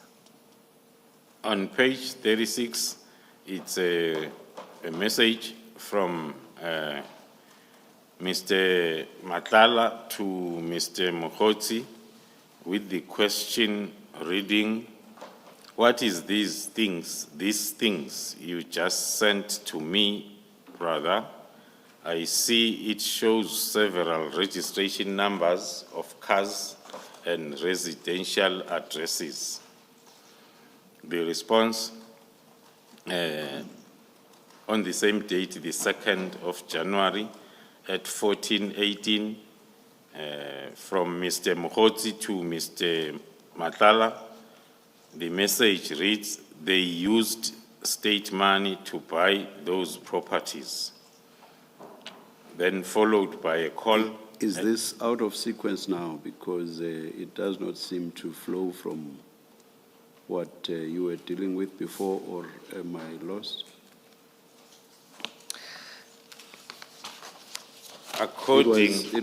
The last thing was personal information relating to some employee, and then suddenly the there's reference to cars and residential addresses. Is there a gap in my understanding? No, I think the way to understand it, Chair, is when you look at all of those, those pieces of classified information, each one of them that we've skipped over, okay, they're right. all sent All right, in one all right. batch or All in forwarded one at the place. same time. All right. No, thank you. Thank you, Commissioners. That is our interpretation that the questions or the question by Mr. Madlanga to the sender of all these screenshots, which is Mr. Brown Mokgotsi, is the lack of understanding as to what are these things that he just sent. And then he is explaining. Then on the second, still on the 2nd of January at 2025 at 14:29, they are exchanging a call, Mr. Madlanga and Mr. Mokgotsi. And then on the 4th now of January at 9:46, Mr. Madlanga is forwarding a message to Mr. Mokgotsi with the title "Shocking Revelations." It is a forwarded message that Mr. Madlanga would have got it from the social media and then forwarded it. The social media reflects the date 3rd January on the next page, 37. Then the Mr. Madlanga is forwarding then the same message to Mr. Mokgotsi. And before you move off that, if you can just say what in summary, this message is about, this social media post. Thank you, Commissioners. Scanning, as I've indicated, that it looks like a message that Mr. Madlanga got from the app social media X, from the social media X on the 3rd of January, and then screen grabbed it and forwarded it to Mokgotsi.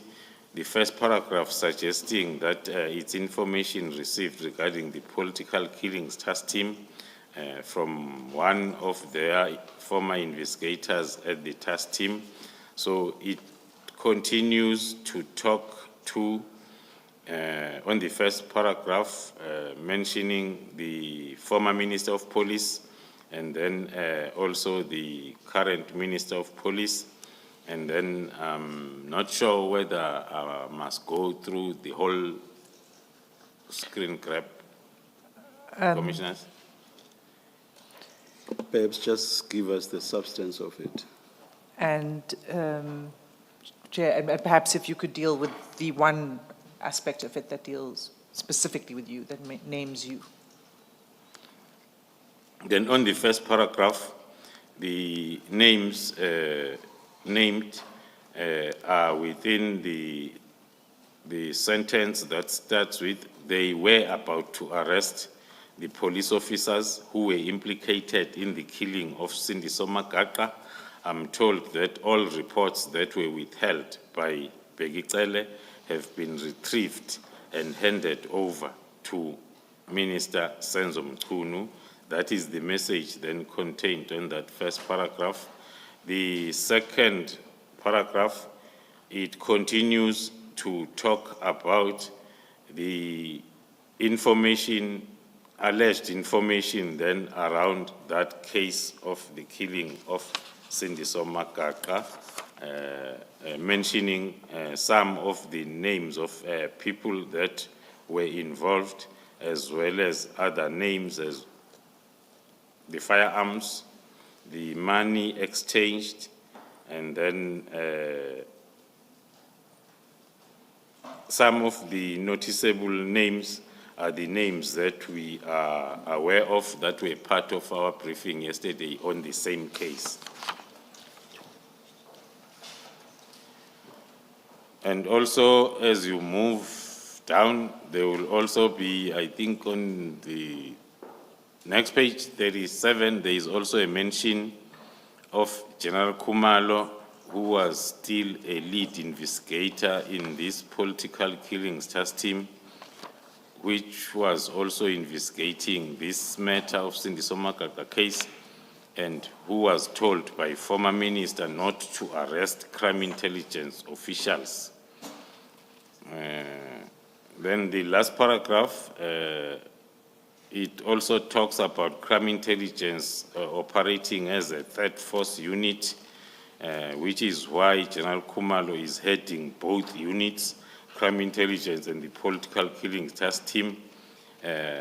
He appointed his brothers, families, and friends as investigators and bodyguards for him and Lushaba.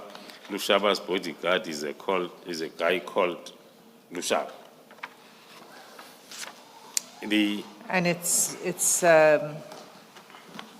signed, if one can say, by someone called not a peace officer. Yes, And that's correct. it's on Commissioner. the X platform. Do you want to respond to what you've just read, the allegations relating to you? Do you have any comment on that? The shortened version of the response, commissioners, will be that is what we experienced soon after the disbandment letter was circulated, because between the first and the second, when the letter was circulating on the social media before its official communication channels within SAPS, soon after that, then we saw lots of misinformation that was all over the social media space, talking to either the political killings task team or the General Kumalo and others, but the misinformation will always have either the political killings task team or General Kumalo. Okay, you can continue.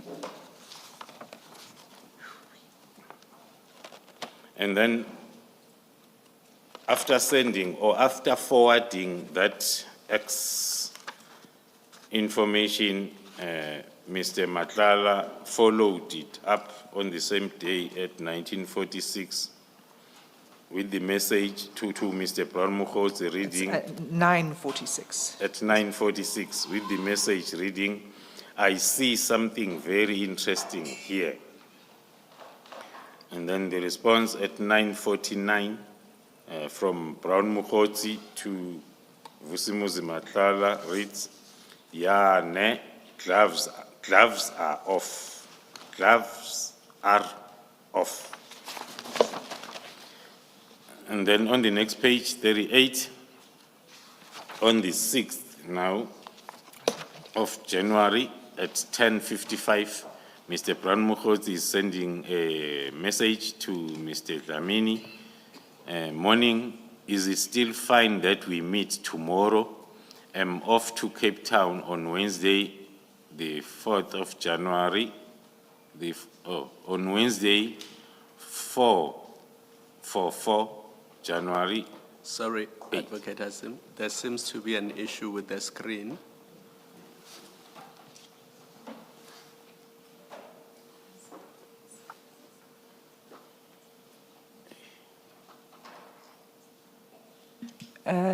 I'm advised that the issue is just relating to this page, and it was when the redactions of the phone numbers were conducted, it seemed to just glitch and it redacted other parts. But it's only this page that's affected.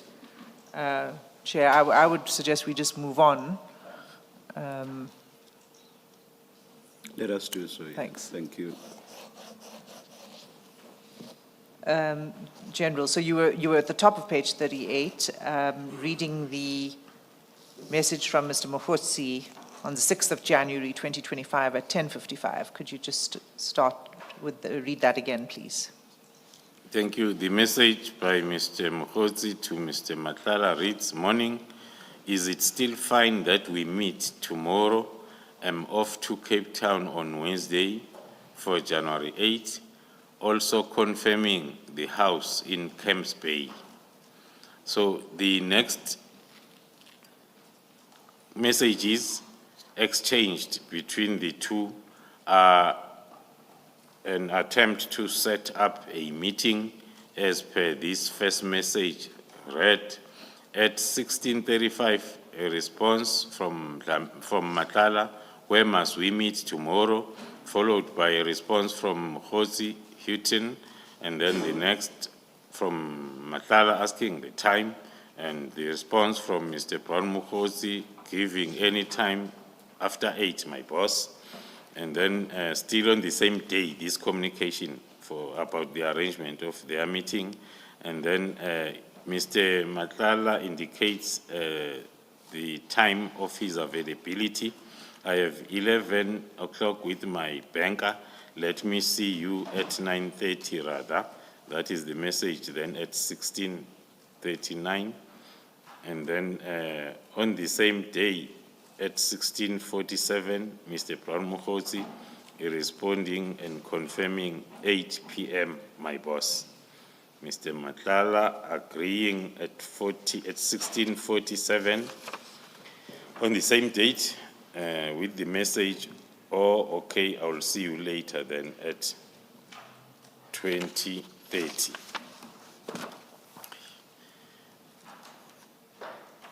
The page 39, the message, the first message is a strong arm emoji from Mr. Brown Mokhozi to Mr.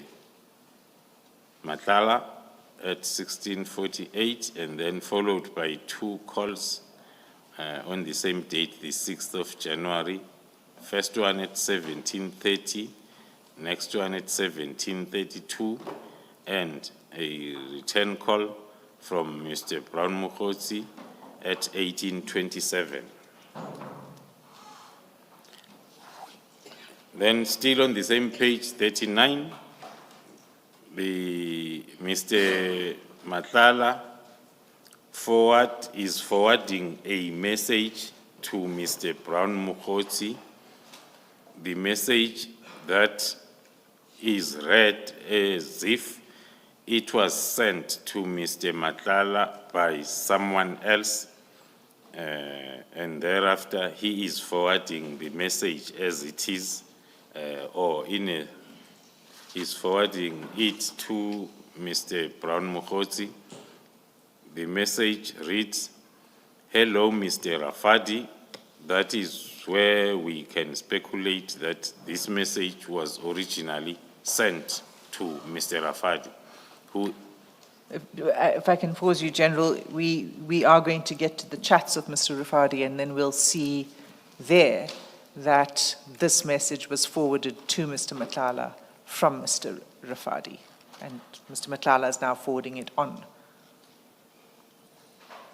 Continue. Sorry for the interruption. So I'm not sure then, Commissioners, whether we deal with this message as it's forwarded or we deal with it when we're dealing with Mr. Rafadi's chats. I propose that you deal with it now.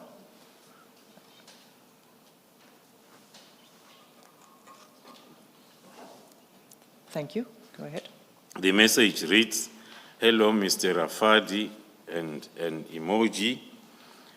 Good day and compliments of the new year. It's Henrika from Power FM. I see you really don't want to describe the emojis, General Khumalo, but it's fine. Continue. Then, unless if I'm allocated an interpreter, Commissioners, really not good. And also, then it's Enrina, producer of Daily Talk show hosted by Lerato Pele, who would like to kindly ask for your time for an interview on our show tomorrow morning to talk about the dissolving of the task team dedicated to political killings. The police minister did mention that the task team services were no longer, and we just want to discuss this with you as you paint a picture of the current state of political killings in the country, especially because there's been criticism of the team still being needed, with some analysts saying it was time for the team to be dissolved. If you may please join us at 10:30 tomorrow morning, we will truly appreciate it. That is the content of the forwarded message by Kat Matlala to Mr. Mokgotsi, and it is followed by a screenshot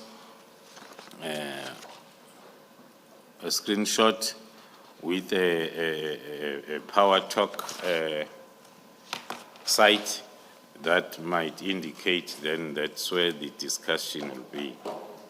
And then the next message on the 7th. We won't play that, Chair, but did you listen to it? And do you know what that link contains, that interview?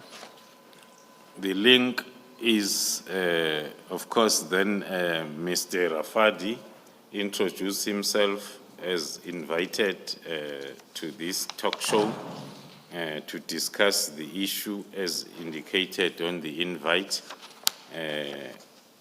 There were two guests, Mr. Rafadi and someone else, who were then approaching this discussion from two opposite directions, with Mr. Rafadi in support of the disbandment and the other commentator not in support. That is the summary that one can give then for this discussion. Thank you, General. You may proceed. And then still on the 7th, at 1942, Mr. Matlala is sending a message to Mr. Brown Mokgotsi. One will then read that together with the previous messages where they were arranging the meeting, with Mr. Matlala asking at 1942 if, can I start making my way to you because I'm a little bit far from our meeting place. And then Mr. Mokgotsi responding that 2030 I'll be there, which is the time that they agreed upon on their previous engagement. Followed by at 2026 on the same date, 7th of January 2022, by two calls from Mr. Matlala to Mr. Mokgotsi at 2026 and 2042 respectively, with the return call again from Mr. Mokgotsi to Mr. Matlala at 2043, the same date, and then the other calls on the same date from Mr. Matlala at 2048, the first call, at 2101 as well as 2102, or at 2102 is the message now written by Mr. Matlala indicating that he has arrived at the venue, reading, I am here.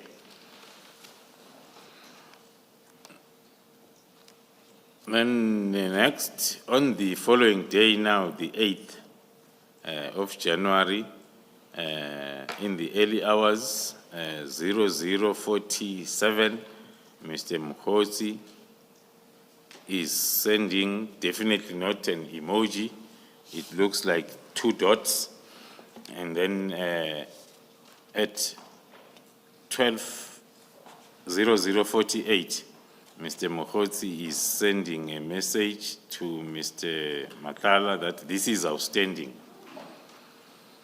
And then on the same date at 0049, now Mr. Mokgotsi is specific as to what is outstanding. He says you paid, in the message, you paid 37,000 and the 111,000 is outstanding, which can be related to our previous charts that were talking to the payment of 25% deposit to a travel agency. And then still on the 8th of January 2025, Brown Mokhozi is reminding Mr. Matlala that this is what you paid on that message at close to midnight, that discussion at 0050. And then at 8:14, still on the 8th, Mr. Mokhozi is sending to Mr. Matlala a notice of an annual BPF presidential gala dinner with those particulars at 14:39. And then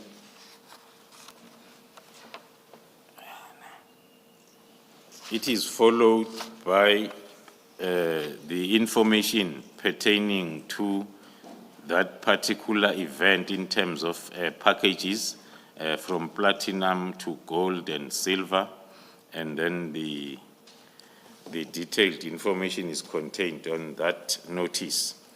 Then the response or the message that followed those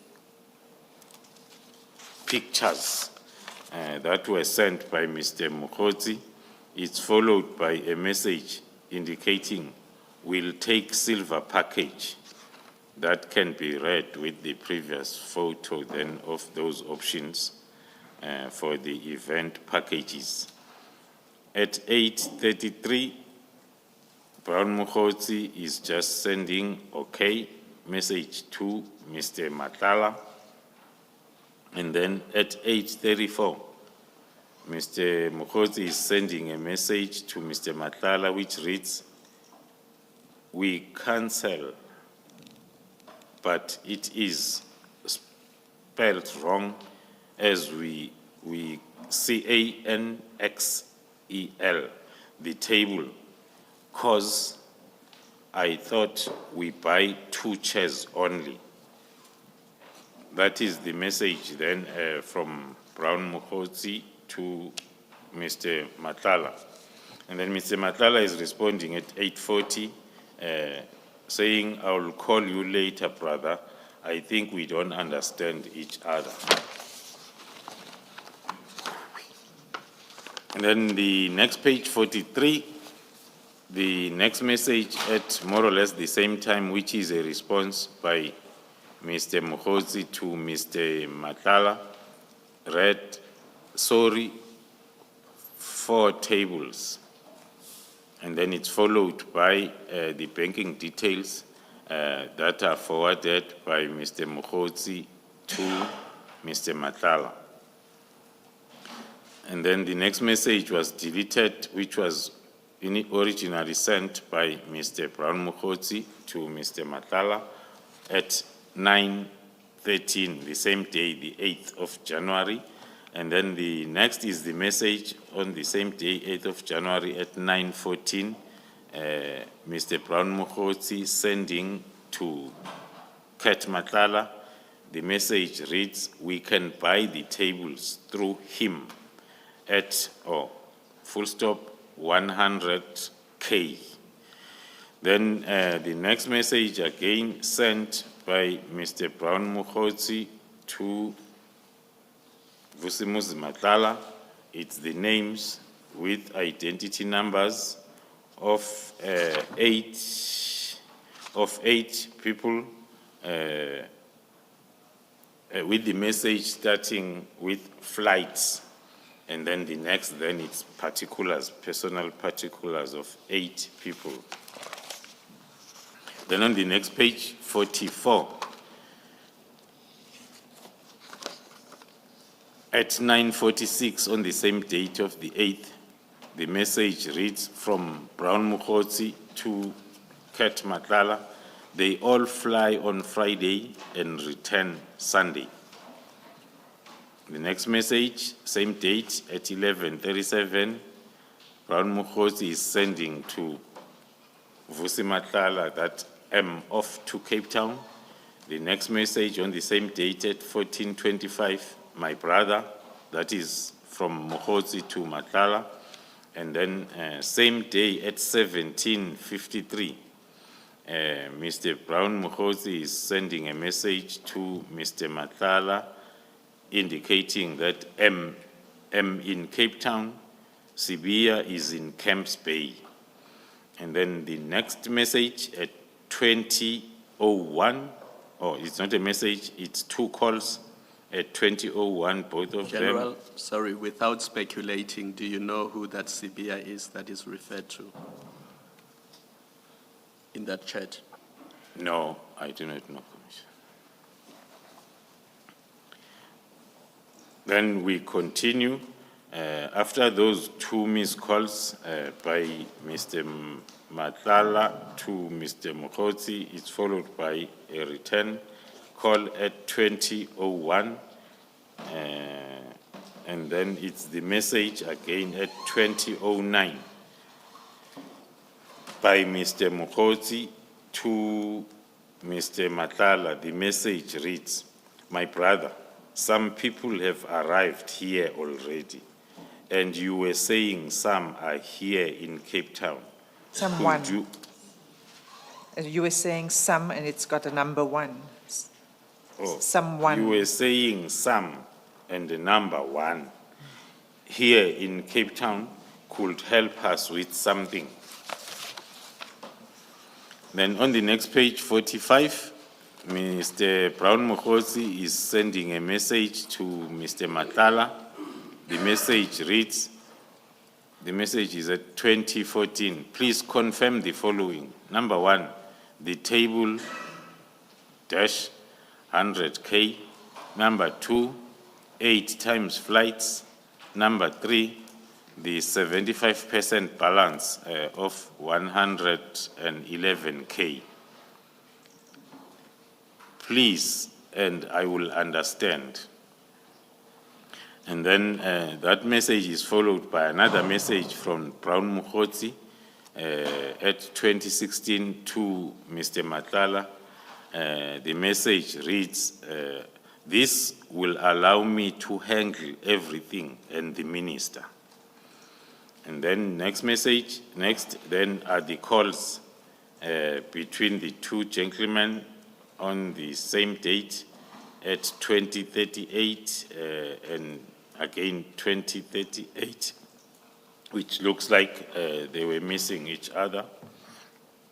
Then the message from Mr. Matlala to Mr. Mukhosi at 2053, which is, this I will do except the table booking, which might be interpreted as a response from the message sent by Mukhosi at 2014 with the list of things that are including the table as number one. And then the response at 2056 from Brown Mukhosi to Mr. Matlala, it says K, which can be interpreted as okay. And then at 2057, on the same date, the 8th of January, Mr. Brown Mukhosi is sending a message to Mr. Matlala, reading as follows, please assist with something for the guests. And then on the same date at 2252. And just to pause you there, General, this message may be related to the message on the page before, the last message at 2009, that people have arrived and can you assist? It can Is that how it can be circumstantially related to it, Commissioners. Then the last message on page 45 at 22:52 on the same date, the 8th of January, it's written by Brown, or sent by Mr. Brown Mukhozi to Vusimuzi Matlala with one word, Impala, in a question mark, Impala. And then Mr. Mukhozi. General, do you have any idea what this is referring to? What's this Impala? Only if you have an idea. I only have a knowledge because in Zulu we also have an animal called Impala. I'm looking at the spelling. It looks the same as how we spell Impala, animal, in Zulu. But in this context, you have no idea what this means? No, I don't have idea. Thank you. Commissioner. And then the next message on page 46, on the same date, the 8th of January, at now 22:54, Mr. Brown Mukhozi is following that message of Impala that he sent with next time. And then at 22:55, another message, the emojis that I've been struggling with the interpretation, commissioners, unless if I get assistance. It's like two laughing faces. With tilted heads.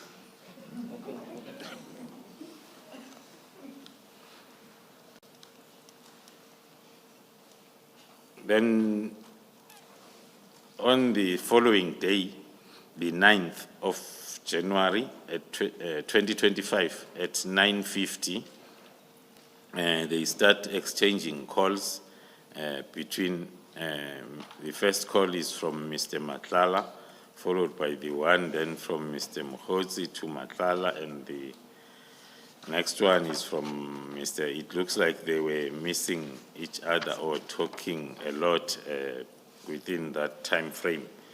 Then followed by a deleted message at 10:43, which was sent by Mr. Mukhozi to Mr. Matlala at 10:43. Then on the 9th, still at 10:44, Mr. Brown Mukhozi is sending a message to Mr. Matlala, which reads, replace number 1 and 2, which then can talk to the previous messages that are numbered on the communication between the two. I suppose it's also fair to make provision for the possibility that 1 and 2 may have been in that deleted message. I mean, we don't know what deleted message was. That is possible, Commissioner. Yes. And then the next message at 10:44 on the same date, Mr. Brown Mukhozi is sending a message to Mr. Matlala, which reads, we have done it already because you were not responding. And then at 10:44, again, few seconds after, Mr. Brown Mukhozi is calling, and then after a call on the same date, and then a message reading Boso, and then on the same date, 10:57, another call, followed by deleted messages or screenshots, or screenshots that were sent by Mr. Mukhozi to Mr. Matlala. That will take us up to page 48 and then to page 49. We resume then on the same date, the 9th of January at 11:16 with a call.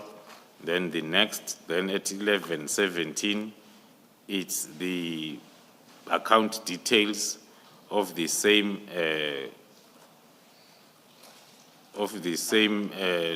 travel agency,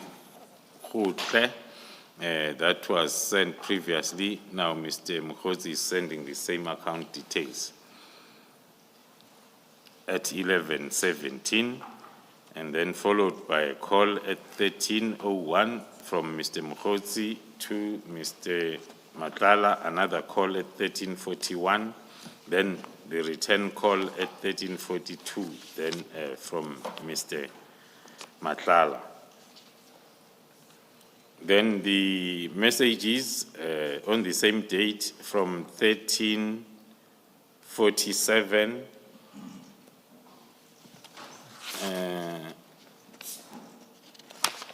There are attachments that are annexed as BM4 and BM5 that are then sent by Mr. Matlala to Mr. Mokgotsi. So the first attachment is BM4, and that's on page 154 of the bundle. And can you just say what is reflected on that annexure?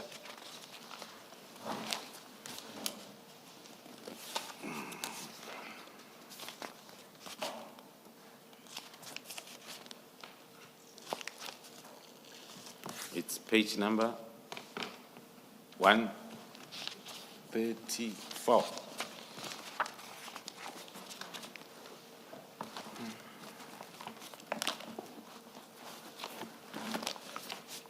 Uh, 154, apologies, General.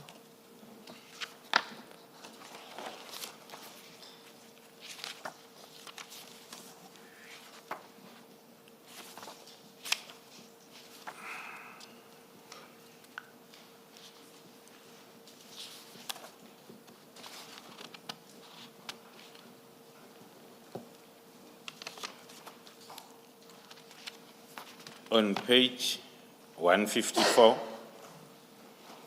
the annexures are not clear on the copy that I'm having, Commissioners.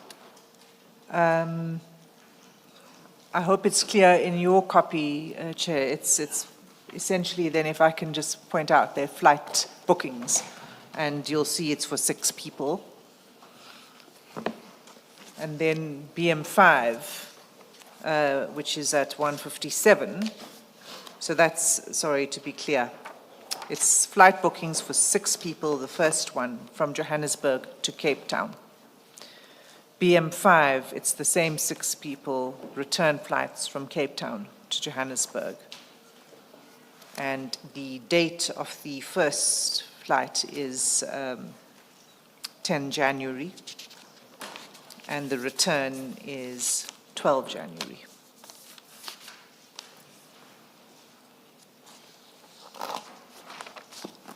That takes us to the bottom of page 49 with the message from After Mr. the 2 annexures, Commissioners, then there is a message from Mr. Brown Mokgotsi to Kat, reading as the last number 2, the last 2, with the question mark. That is on the same day, the 9th of January at 14:03. Then moving on to page 50, the follow-up message at 14:04, reading this 2, number 2. And then followed by the call at 14:09 from Mr. Mokgotsi to Mr. Matlala, and a deleted message same day at 14:10. Another deleted message same day at 14:10. Then on the same day, then the 9th of January at 14:40, Mr. Matlala is sending a message to Mr. Mokgotsi, which is reading 111K is paid. And then the response at 14:43 from Mr. Brown to Mr. Matlala, reading thanks, spelled as THNX. And then the next message at 15:24, Mr. Mokgotsi is sending a message to Mr. Matlala, reading the last 2 guys with a question mark. And the next message then, it's an annexure BM6, is on the same date at 15:27.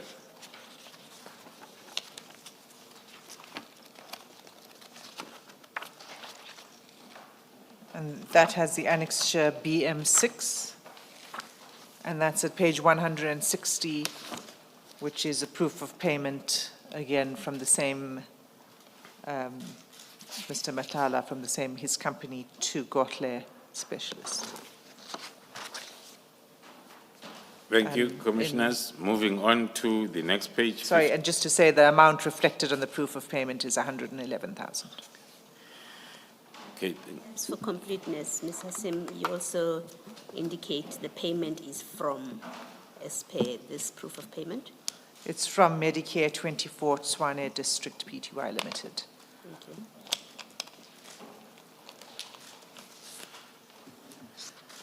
Continue, Then, General. continuing on page 51, on the same day, the 9th of January, at 16:51, the message from Mr. Mokgotsi to Mr. Matlala, which reads thus: "My brother, thanks for everything. With a spelling mistake on brother, it's spelled BROTJER, and thanks is spelled as THNX. The 4, it's in a number 4, and then everything. And then the list, number 1, 2 people outstanding. Then number 2, the contact person with a spelling mistake on the contact, instead of N, it's M, and then another spelling mistake on person with the end, at the end of person. The location, which can read, and the location of the accommodation in Camps Bay. Number 3, it's entertainment. That is the list, then that is sent by Brown Mukhosi to Kat Matlala on the 9th of January at 16:51. That is followed by a call from Mr. Mukhosi to Mr. Matlala at 20:06 same day. At 20:20 same day, Mr. Mukhosi is sending a message to Matlala reading, "We spoke about this." And then the next message, a few seconds after, Mr. Brown Mukhosi saying, but I think you did your best, with you spelled as a U and your spelled as you are. And then the greetings morning on the morning of the 10th at 10:46 by Mr. Mukhosi, followed by a call at 10:48 still from Mr. Mukhosi, and another call at 18:43 on the same day. Then on the same day at 19:41, Mr. Matlala is responding to Mr. Mukhosi with a message, "Good evening, was out of the country, left my phone with my assistant. I see you tried calling me, brother." Then the next page, 52, that message is followed by a call now from Mr. Matlala to Mr. Brown, and then a response from Mr. Brown Mukhosi to Matlala on the WhatsApp chat, "Yes, my brother," on the same day, the 10th. Then still on the 10th, Mr. Brown Mukhosi is sending a message now at 19:56, reading as follows: "I was saying, will you still assist us with entertainment?" Which is one of the 3 things that are on the last list that Mr. Brown Mukhosi has sent the previous day. Then on the 10th, still at 19:57, it's a call, and then from Mr. Mukhosi to Mr. Matlala, followed by a message from Mr. Matlala on the same day at 20:18. The message reads, "Whenever you're back and ready to meet, I'll explain to you further how I prefer to do things. As for now, honestly, I don't understand this whole engagement. Arrangement. I don't understand this whole Arrangement. arrangement, yes. I partly did it to show my interest, but further, I'll prefer to have a proper structure. That is the message then by Matlala to Brown Mokgotsi. And then the other message on the same day, or a response at 2021, on the same day now from Mokgotsi to Matlala, which reads thus: "True, my brother, I just have a volume of people, and when we met Houghton, you said you were going to organize something for us here, like drinks and food. Believe you me, you did the best and will NVR, which might read never, you will never reach this stage again. It is not nice to be spelled with a B alphabet, getting so much with double O without doing everything in return. Anything in return. Anything in return. Even 15K will cover until spelled wrong Sunday." Then on the same day at 2026, call with a message from Mr. Matlala indicating that he will call, or I will call in a minute. Then same day, 2029, the message now from Mr. Matlala to Mr. Mokgotsi: "Okay, when you get back, organize a proper setup going further, especially the main man behind all this." And then on the same day, 2029, the message from Kat to Mokgotsi reads: "You can send that account number." And then the response: "Yes, guaranteed," by Mr. Brown Mokgotsi on the same day at 2029. And then the message stressing guaranteed from Mr. Mokgotsi to Mr. Matlala at 2030, and then followed by another message few seconds after from Mokgotsi to Mr. Matlala reading: you have to send to 3 accounts with U spelled as a U alphabet and have without an A. And then still on the same day at 2030, Mr. Matlala is responding or sending a message to Mr. Mokgotsi which reads: "Please get one and you will share it in 3 as a number." And then at the same day, a minute after, Mr. Matlala is sending another message to Mr. Mokgotsi: "I need to do debriefing now." That is followed by the account details, which are the same as the one that was sent before at 2036 by Brown Mokgotsi to Mr. Matlala, and then the second also. So it's 2 account details that are sent this time around. And then on the same date, 2037, Mr. Brown Mokgotsi is sending a message to Mr. Matlala, which reads: "I only got the card and I won't transfer to Mulikwa." And that is followed by the calls on the same, on that day, the last call at 2039 from Mokgotsi to Mr. Matlala. The following day, on the 11th, Before the following day, General, these names here with account numbers, do you know who they are? Was any check done to see who they are? the first one is similar to the previous one that we have seen, and it is linked with the travel agency company, Hotle. Okay, thank you.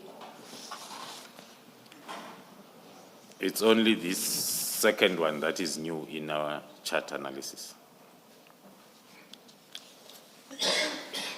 Then moving on, the following day, on the 11th,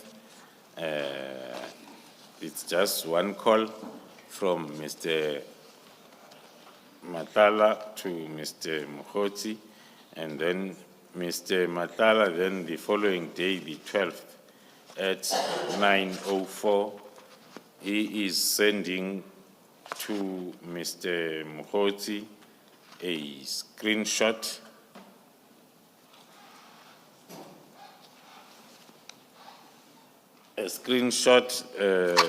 that is having a newspaper article headline.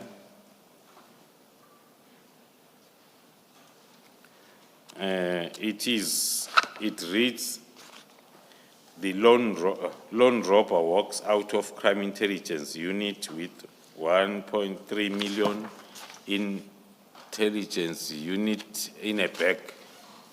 Yeah, it's cut, that screenshot, it's not clear, but those are the words that are reflected there.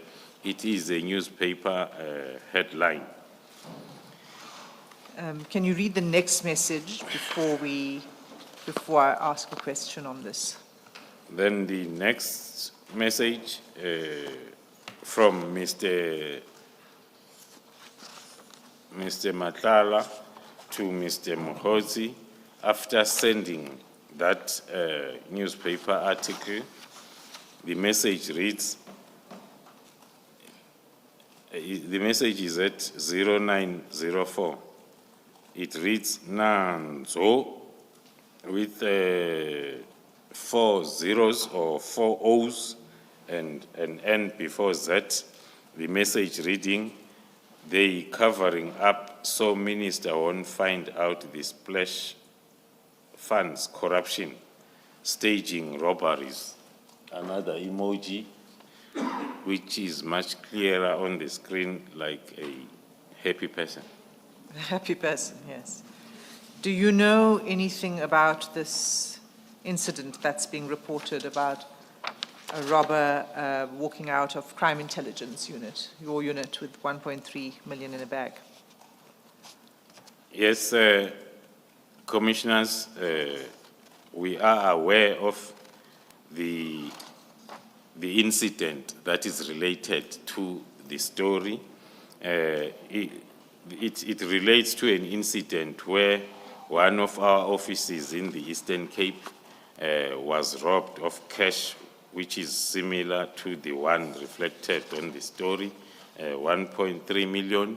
But then the investigation was completed within a day or two of this incident. It was a staged robbery, and then a captain and all other officers were charged departmentally, and the captain criminally, and so the matter is at court. So it was not a robbery according to our investigation, but maybe to give also a background to that, the alleged robbery took place after I had assigned personnel from my office to go and do the surprise inspection in Gauteng province in our cash offices, where then they found lots of contraventions of policies, and then there were cases that were registered. After the Gauteng surprise inspection, I then brought the team together to plan for simultaneous surprise inspections in all other 8 provinces, which might look like then that plan leaked, because on the same day of that surprise inspection, that's when this fake robbery was then reported. And were the inspections taking place in all provinces? Yes, that's correct. Okay. This continues the exchange between the two gentlemen on this article. So if you can just take it from Page 56. well, it starts at the bottom of 55. Message from Mr. Mokotsi on 12 January at 9:04. But the message, I'm sorry to say, General, is an emoji. Thank you, Chair, Commissioners. It's an emoji. I'll take it. It's another laughing or happy face, as I'm told, which is much clearer on the screen than on the copy I'm having. Then followed by, on the 12th at 9:05, Mr. Brown Mukhosi, a message to Kat Matala. The message reads on it. And then the next message from Matala to Mr. Mukhosi reading, my guy wants to run a story regarding this. Can he go ahead? One can interpret that it's a discussion after the exchange of that media article screenshot. And then Do you know who the my guy refers to? with the further analysis that was done on these charts, my guy might refer to the same guy that we referred to when there was an exchange of fake news from ex Mr. Rafadi. So this is referring to the same person. Thank you.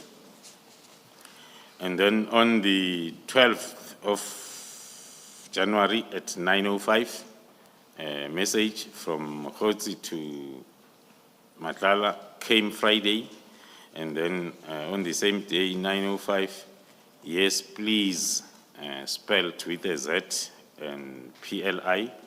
And then on the 12th again, 9:05, Mr. Mokotsi is sending a message to Kat Matala, which reads, must share that without A, we see prior. Do you know what he's referring to there? Speculating, it might be talking to the guy who will be running a story as per the message at 9:05 Thank on you. the same day. Okay, you can continue. So the next is it's an ID document. It's an ID document, screenshot sent by Brown Mukhosi to Mr. Kat Matala. After that screenshot, there is a message at 10:03, still on the 12th, from Brown Mukhosi. After sending that screenshot, the message reads, my boss can't get a flight ticket. And then Mr. Matala is responding, what you mean, at 10:04 on the same date. And then at 10:06, Mr. Mukhosi to Mr. Brown with the message, to Mr. Matala with the message, my brother, trying to get one. And with the response, okay, from Matala then to Mr. Mukhosi. Then next message now is Mr. Mukhosi to Mr. Matala. Can you get it, my boss? Speculating that it refers to the flight. And then the exchange of calls or a call at 10:50, followed by the message now at 11:37, again from Mukhosi asking Mr. Matala, is it available? Still speculating the flight ticket. Eh?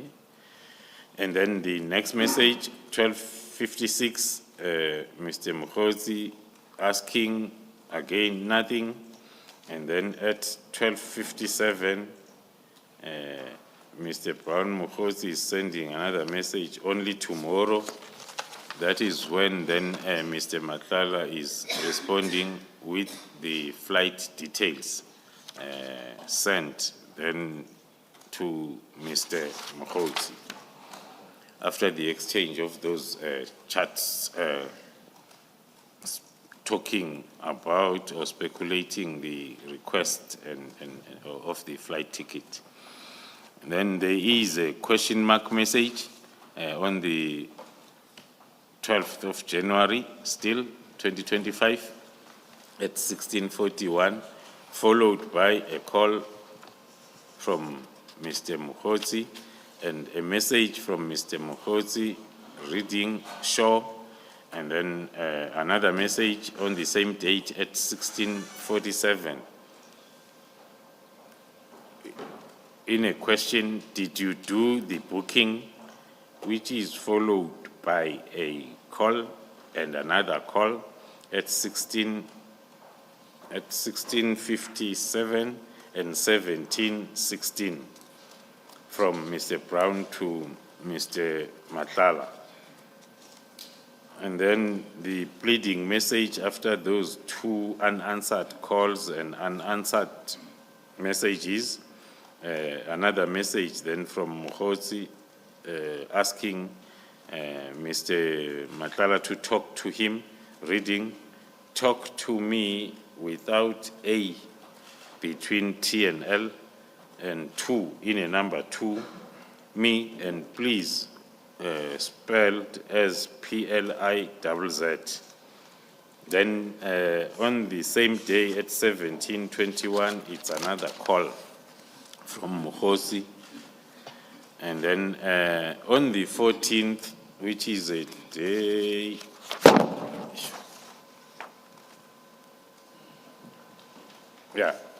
on the 14th, which is almost 2 days after the last call, and then 14th of January 2025 at 12:36, a message from Mukhozi to Matlala, reading, sure, don't forget to work on your invoices. Back in Josie, and then the following message is a screenshot, which is a screen grab, talking to the supply chain management system of SAPS, which is sent by Mr. Matlala to Mr. Brown Mukhozi. And can you just tell us what we're seeing in that screen grab? What's the significance of it? Firstly, it's identified as the South African Police Service System screenshot. It talks to the information that is captured within the supply chain management when then the invoices are submitted. So is this, as with the Purcell screenshot that we saw, is this a system that only employees of SAPS and particularly supply chain management staff would have access to? That is correct, Commissioners. This is the supply chain management system screen grab that only personnel attached to that environment will have access. Just halfway down that photo, there's a section that says, no errors found on data set, invoices to be uploaded. What do you understand that to relate to? Does it mean invoices have been submitted but have not yet been uploaded onto the system? That will be my layman understanding and interpretation, Commissioner. Then on the same day, the 15th of January, Mr. Matlala is sending a message to Mr. Brown Mukhodzi, asking him, can you please try to speed it up? The interpretation will be maybe on the invoice submitted as per the screen grab above. So, sorry, General, so just to be clear, because the screenshot is sent at 13:22, which says invoices to be uploaded, and then immediately after that, still 13:22, is the message, can you please try to speed it up? That is correct, Commissioner. And then that is followed at 17:25 by a call from Mr. Madlanga and another one on the same date at 17:28 to Mr. Mukhodzi. And then at on the following day, on the 16th, in the morning, 9:01, another call from Mr. Vusi Madlanga, followed by a message on the following day, now the 17th of January at 8 in the morning. The message reads, good morning, brother. Just checking if you're winning. The invoicing, I read to pay suppliers before the 26th. Please let me know so as I can engage someone else if you are not winning. The interpretation might be, the message might be related to the previous day's request of the speeding up of the payment as per the invoice submitted. The response on that... Before you go to the response, I suppose where it says red, that's an auto-correct typo. It should mean... Need to pay. Okay, I need to pay suppliers. Please let me know so I can arrange someone else if you're not winning. That's correct, Commissioners. Proceed. Then the response on the same day at 8:40 by Mr. Mukhodzi to Mr. Madlanga, reading, I'm on it. And then followed by, then the next communication is on the 20th, where there were two calls at 13:04 that were like missed calls from Mr. Madlanga to Mr. Mukhodzi, followed by the message on the 21st, now the following day, at 18:49 with the question, did you manage to pull it off today, brother?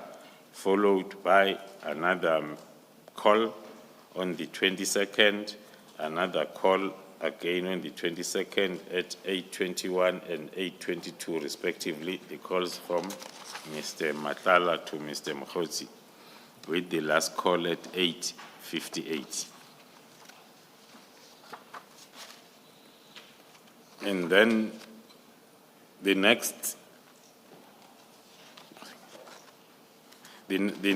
message, it's a screenshot that is sent on the same day, the 22nd at 9:01 by Mr. Mukhodzi to Mr. Madlanga. Just pause there for a moment, General.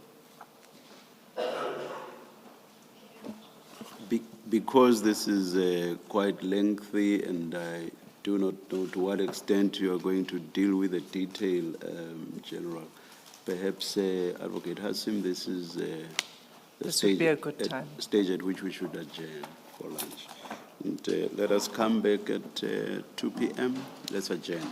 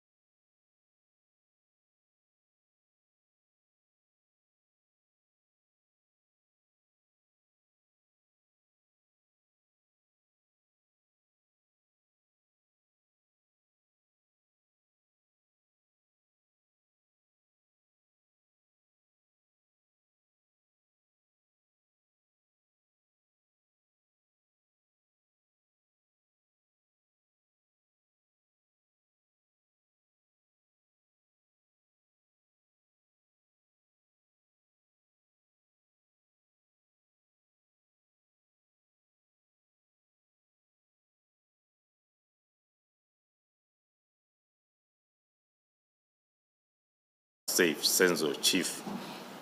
Then the screenshot, it is for the screenshot of the same letter, parts of the letter that was sent then by the Division Human Resource Management to Mr. Ket Matlala. This screenshot is now forwarded by Brown Mukhosi to Mr.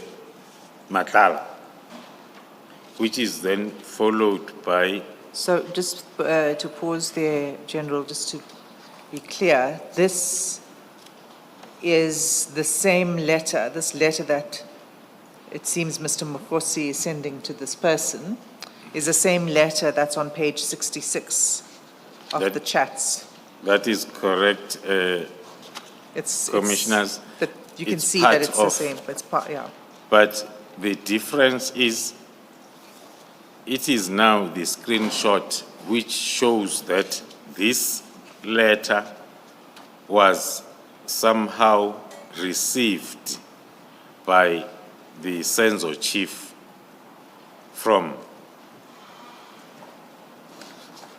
was once received by a Senzo Chief.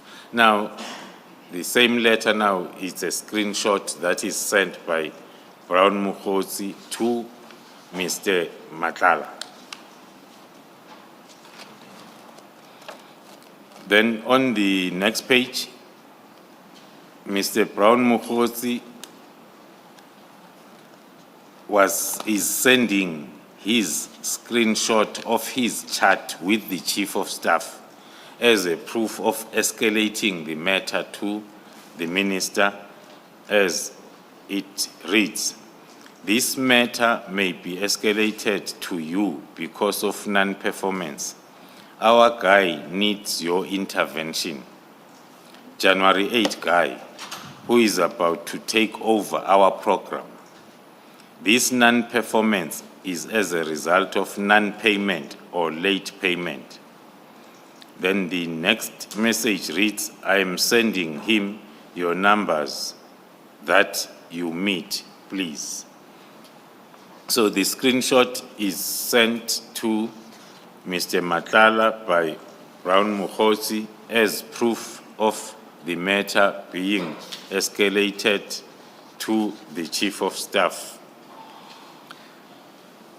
So your interpretation of our guy in that message is Mr. Matlala? That is correct, Commissioners, because he's the only guy or a person who is part of this non-performance and reviewing or reviewal of the contract. And then he says, I'm sending him your numbers that you meet him. And then it's followed with... Just before you move on to what follows, do you have any idea, General, as to what our program is? The sentence that says, January 8 guy who is about to take over our program. What program is that? And what does taking it over mean? Yeah, looking at the previous charts and the involvement of Mr. Matlala, the January 8 guy might be referring to him, who is about to take over our program. That can relate to any program within maybe even the political space of the ministry. That can also be, if I may add, because we saw on the previous charts where there were discussions around the payments for the membership in regions. So hence then one can associate the program as with a political program of some sort. So, so in the then the next thing within the screenshot is I'm sending him your numbers that you meet him, please. Yes. Then I'm going to explain that further after going through the next two messages. Then the first one, still on the 31st of January at 12:35. Then Mr. Brown Mokotsi is sending the number of the Chief of Staff as we know it, 08260490. No, you don't need to read out the number, but it's at the bottom, that first message, the one that says begin V card. Yes. There's a number at the bottom of the message, of the contact that's being sent, Yes. the cell number. And you confirm that that cell number Yes. belongs to the Chief of Staff. Yes, Commissioners. Then we are linking that message that is sending the number with the message on the screenshot above that talks to I'm sending him your numbers. Yes. Then the next is a message again from Brown Mokotsi sending it to Mr. Ket Matala, but it is addressed to the Chief of Staff. The message reads, "Hello, Chief of Staff. Got your number from Mr. Brown. Requesting a meeting, please." I will try my best, Commissioners, to interpret this so confusing chart. We read it together with the screenshot that was talking to, I'm sending him your numbers, that you meet him, please. And thereafter, it's the number that is sent by Mr. Mokotsi to Mr. Matlala. Then next is a draft message drafted by Mr. Mokotsi to Mr. Matlala to send it to the Chief of Staff, addressed to the Chief of Staff. That is the interpretation of that whole, looks like confusing charts on page 72. And then after that, then Mr. Mokotsi is sending a message now, please talk to him. The him then is interpreted as the Chief of Staff. Then the next page, 73. Still on the 31st at 12:39, a call from Mr. Mokotsi and another call from Mr. Mokotsi at 13:40. And then Mr. Matlala is returning those calls then on the same date at 13:40. We then move to another breaking story, which is a screenshot of a story or a screenshot that is now forwarded, sent by Mr. Matlala to Mr. Mokotsi. The screenshot, it's about the breaking news. Police witnesses changed their statements. The story is about the case that was on during that time within the SAPS, more specifically the Division Crime Intelligence, where the story was alleging that the witnesses in that departmental case against Major General Firoz Khan of Crime Intelligence deliberately changed their affidavit in exchange for promotion. So the story is about is alleging that the chairperson of that departmental case, which was the Provincial Commissioner of KwaZulu-Natal, Lieutenant General Mkhwanazi, has approached the witnesses to change their statements to ensure that the findings during that hearing will be against Major General Khan. And then it goes on then to say Mkhwanazi was appointed by... General, before you go on, when was the hearing?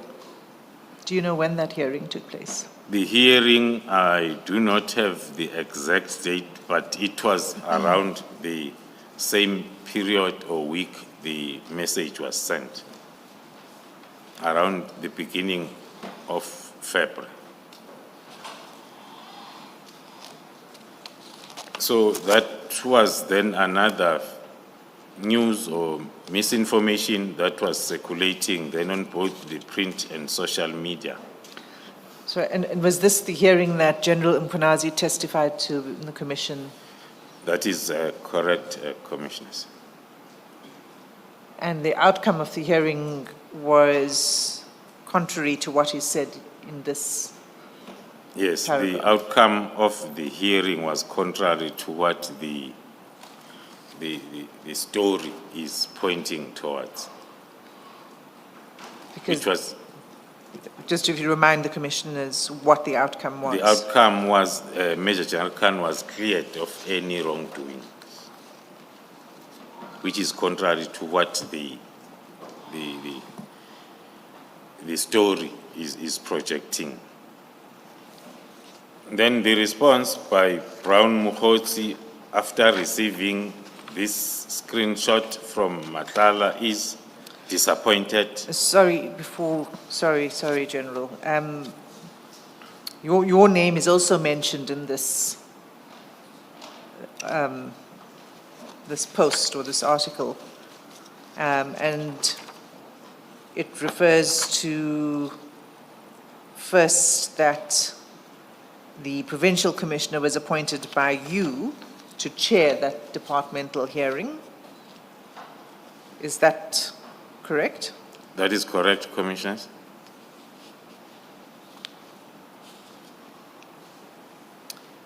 It also talks about you and General Mkhwanazi conspiring against high-ranking police officials. You see that paragraph, the third from the bottom. Do you want to comment on that? Third paragraph from bottom. Yes. Of page 73. On page 73, Mkhwanazi and Kumalo, who are long-time friends from KZN, and they meet regularly, monthly, where the two conspire against high-ranking police officials to have them removed with false cases from their positions, which allow them to appoint their own puppets to the set positions. That is the paragraph that talks to what I explained, that the misinformation was preempting the case, the departmental case that Lieutenant General Mkhwanazi was going to be the chair appointed by myself. So that paragraph is summing up the unfounded allegations that the appointer and the appointee, definitely they are going to make sure that the affected employee then will be dealt with the other way round. Whereas then, that's when I said then the outcome then came opposite to what the misinformation note was preempting. But also, if I can touch on the other paragraph on page 74, Yes. just to show the continuation of this misinformation that started from the 31st of December, that in any misinformation, there should either be a General Kumalo, a General Mkhwanazi, and a political task team, even if it's irrelevant. Because if you are writing a story, the headline talks to a witness change statements for a promotion. It talks to the witness of a disciplinary case. But then towards the end, there is irrelevant. I will say irrelevant because of the heading. Now, because in this story, there must be something that talks to the political killings task team together with the two generals. And you're referring specifically to the paragraph The saying, second paragraph. Maybe let me start the reading. one a police from- brigadier in the finance department, is that it? Yeah, maybe let me start reading from the first paragraph. The witness also revealed how Mkhwanazi, the chairperson of the departmental case, will not allow Khan to have any representative present during the departmental trial and will be dismissed, which is totally contrary to the police regulations. And then a police brigadier in finance department at the police headquarters in KZN, who asked not to be named, explained how Mkhwanazi had quietly funded Khumalo's political task team with KZN funds. That is just an example as to how misinformation and fake news will be created as if they make sense, because it is known, and it has been known since the establishment of the task team, that it's funded from national level. Now, if we may recall, this is happening after the disbandment letter. Now, anything that will be negative around the project leader and the provincial commissioner, then who is where the project is, then will have to be painted with all information, negative information that will support the decision to disband. One can interpret all this information around these names as well as the political killing task team as an effort of wanting to provide the reasons afterwards of the decision to disband. And then the response You can go to the response, the yes. response by Mr. Brown Mokgotsi after receiving this message is as read, that he is disappointed. And then on the same day, on the 2nd of February, Mr. Mokgotsi is writing a message to Mr.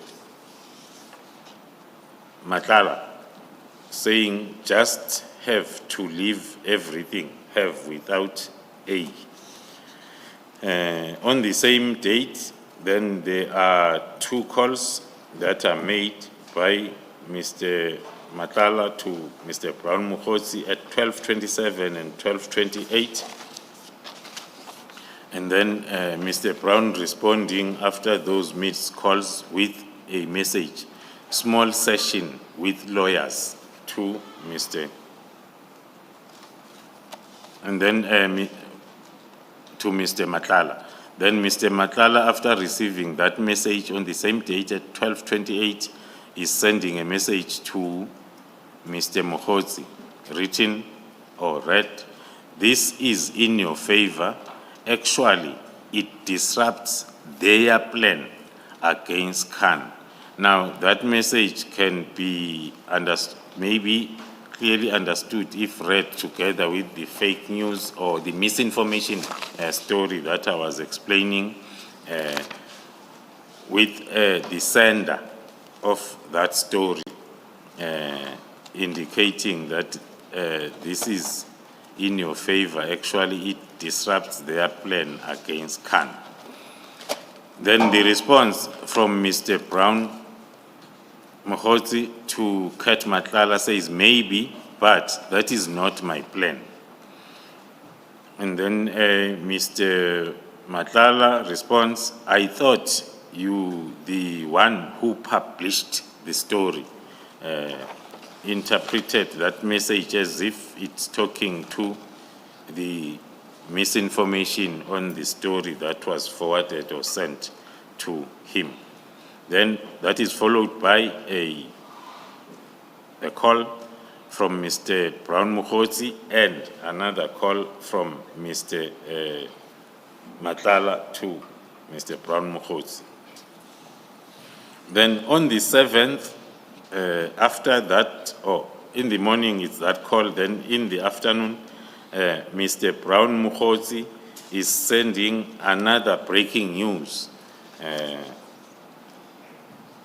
Now it's Mukhozi now sending breaking news to Matlala, whereas the previous one, it was vice versa.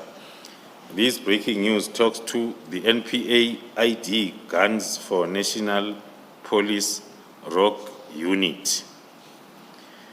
The heading talking to the NPA Investigative Directorate ID, raiding National Police Commissioner Fani Masimula and National Crime Intelligence Head, Lieutenant General Kumalo, offices after serving them with notices of arrest. This comes after an investigation lodged by Parliament Police Portfolio Committee. The heading itself, Chairperson, shows towards the misinformation, looking at the mixture of processes and the understanding itself that there are lots of, starting with the breaking news, NPA ID Guns for National Police Rock Unit. This is how the PKTT was known after the disbandment letter. Now the first heading under breaking news is talking to the Rock Unit, which is PKTT, but then the heading itself, it's totally different. It's talking to the ID raiding the office of the National Commissioner, offices of the National Commissioner and my office after we were served with notices of arrest. And it's on record, even public record, that I was never served with the notice of arrest, but I was arrested without being served with the notice that the breaking news story is referring to. But your arrest was 4 months later. 4 months later. And it was not because of a complaint by the portfolio committee, because the heading says following a complaint lodged by the portfolio committee. Thank you, Commissioner. It is for that reason that I give the response that the arrest 4 months later might be related to the story that is made in February, because the complainant on the case is the member of the portfolio committee, but not the portfolio committee on police, but the member.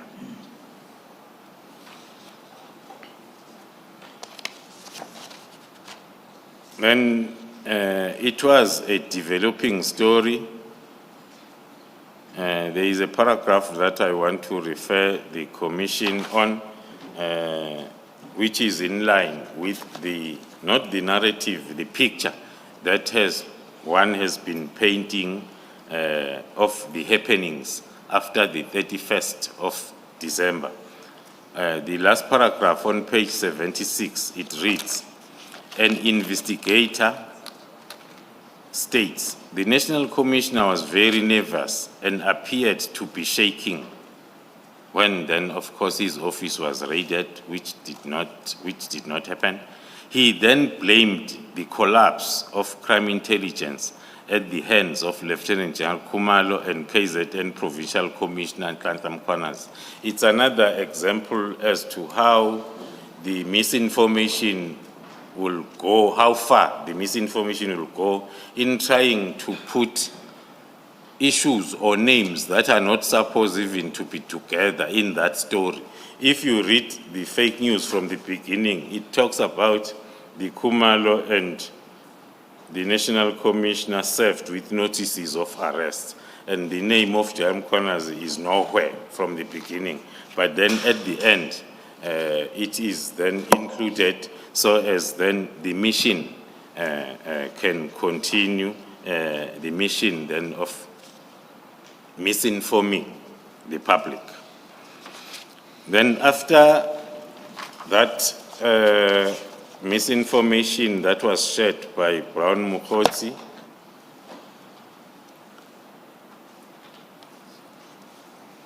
maybe then commissioners, if I may add, the interpretation of that misinformation to illustrate as to how during this period from December 31st, how a fact can be changed to suit the misinformation that needs to be pushed. The correct information is, it was during the same period when the National Commissioner was served with Section 205 for submission of some official documents to the ID or IDEC for their investigation. So it was during that week or those days when the National Commissioner was submitting those documents that were requested by IDEC. But it is not talking to the raiding of offices and arrests. Then after that, we see the call from Mr. Brown Mukhodzi to Mr. Matala on the same day, the 7th of February, 1736, followed by, after that call, it's followed by a message from Brown Mukhodzi to Mr. Matlala, trying to correct the misinformation that he has shared already, saying it's notice of investigation instead of notice of arrest. And then next, it's J175, which is the notice to appear at court. It's following. And then Mr. Matlala is asking, as he's always confused when it comes to this, the terminology around criminal justice system. What is J175? There was a time when he was asking us, what is it that you are sending me? Even now, after receiving this lecture, on these 2 points, he is asking, what is J175? And then the lecturer, Mr. Brown Mukhodzi, is responding at 1741 that J175 is a notice to appear before court. Then still on the same day, at 1742, Brown Mukhodzi is now sending the full lecture on Mr. Matlala around this J175 and procedures, talking to all different types of summons. Then on the 19th of February, which is a couple of days after the lecture, then Mr. Brown Mukhodzi is sending a message to Mr. Matlala, which reads, my brother, I have a small problem, in brackets, regional meeting, which I have to cater, in brackets, 12K, tonight in the Eastern Cape. And I am aware that I have not been instrumental so far. I'm also worried that my guy and Khan recorded your men, in brackets, Maluleke, without our knowledge. Besides, things are going well against Khan. May you please assist. We are now at the last stage to be stable. That's a long message sent then on the 19th by Mr. Brown Mukhodzi, touching on almost everything that they've discussed before. But, so if we could just pause on that for a moment. The first part of the message is asking for money for a regional meeting in the Eastern Cape. In the Eastern Cape now, Asking for money. And then the second is saying, the second aspect of the message is saying, I'm aware I've not been instrumental. I'm worried that my guy and Khan. So can you just explain that part? Who's my guy? And do you know what they're talking about? Commissioners, we cannot confirm currently as to who is referred to as my guy, but then the Khan will take it that it's the Khan that has been appearing on the previous charts as Major General Khan, who was busy these days with his disciplinary hearing. And who's your man? Do you know anything more about that? No, Commissioners, we do not know. And do you know how we to understand the sentence, besides things are going well against Khan? Looking at the period when this message was sent, as I've indicated, Commissioners, this was during the time when the departmental case against Major General Khan was ongoing. So one can then associate that sentence with the disciplinary hearing if it says things are going well against Khan. Does it mean that when it means things are going well, is it going well, is it going in someone's favor? That's what it means. It's going in one person's favor. That is correct, One faction or Commissioners. It might be interpreted as if things are going well, it means are going in favor of Khan, which will be contrary to the misinformation, long misinformation that was concluding that things are not going to go well. Okay, you continue. So before you continue, General, what have you understood where Mr. Mokhodzi says, I'm aware that I have not been instrumental so far? And what are you saying we should make of it, if anything? In my opinion, Commissioner, looking at the period and the events around Mr. Matlala, the events around Mr. Matlala started on the 6th of December 2024 during his first encounter with the political killing task team and the GCI ops on the 6th. And then it is from that day when the issue of the tender that ended up being investigated, that it came to the fore from the 6th of December. And also there were lots of other happenings. We're coming from the IPID story when the two gentlemen were trying to manage one of those happenings, one of those issues, the attempted case application at the High Court for that was also then withdrawn at the last moment, and then with a lot that happened in terms of the charts and happenings that led to the letter of disbandment on the 31st. So one can deduct that the only issue that was still not finalized, although even the first one, it was finalized because the letter disbanding the task team was issued, so -1.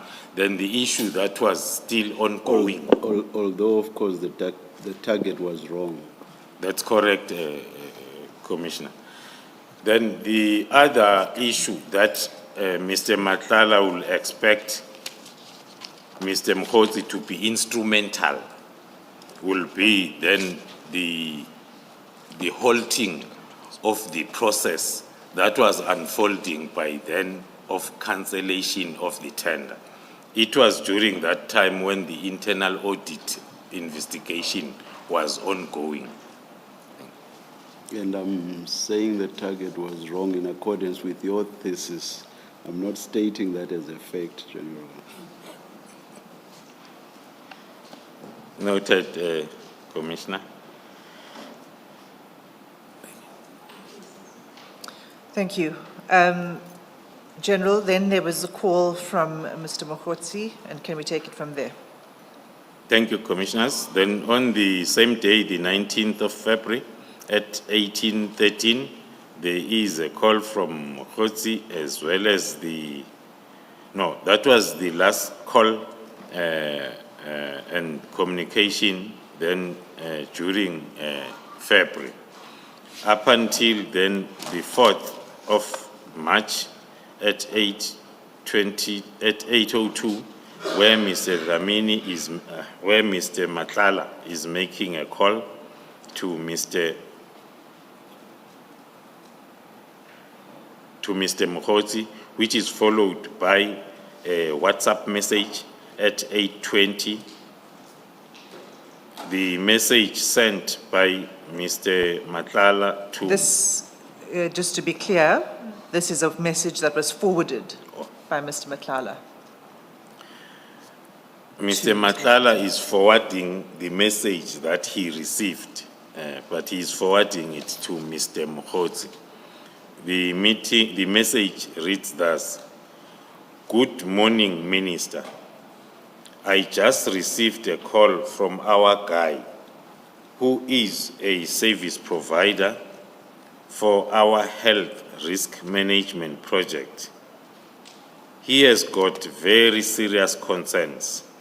Apparently, you gave a directive to scrutinize his contract, and while they at it, they must stall as much as they can to release purchase orders until you guys come up with something that can warrant termination of services." This is the message as forwarded from Mr. Matlala's phone. Is forwarded to Mr. Matlala, and he is forwarding it further to Mr. Mkhozi. The message talks to someone who addressed the message to the minister, indicating or discussing the issue according to our interpretation of the message. When it talks to our guy who's service provider for our health risk management, that is Mr. Matlala himself, the one who's having a contract with the South African Police Service. The contract is on health and risk management. And then it's talking to what this person is concerned about, that it is the minister who gave a directive for the contract to be scrutinized. And while it is being scrutinized, and then the further directive was that they must stall, which is SAPS. SAPS must stall as much as they can to release any purchase orders, or in other words, to process any invoices until then the internal audit investigation, or until, according to the message, there are reasons from the report to terminate the contract. General, you say from the metadata you can see that this was forwarded to, That is correct. to Mr. Matlala. That is correct, Commissioner. And Commissioner, is it becomes clearer as we go to other chats where it comes from.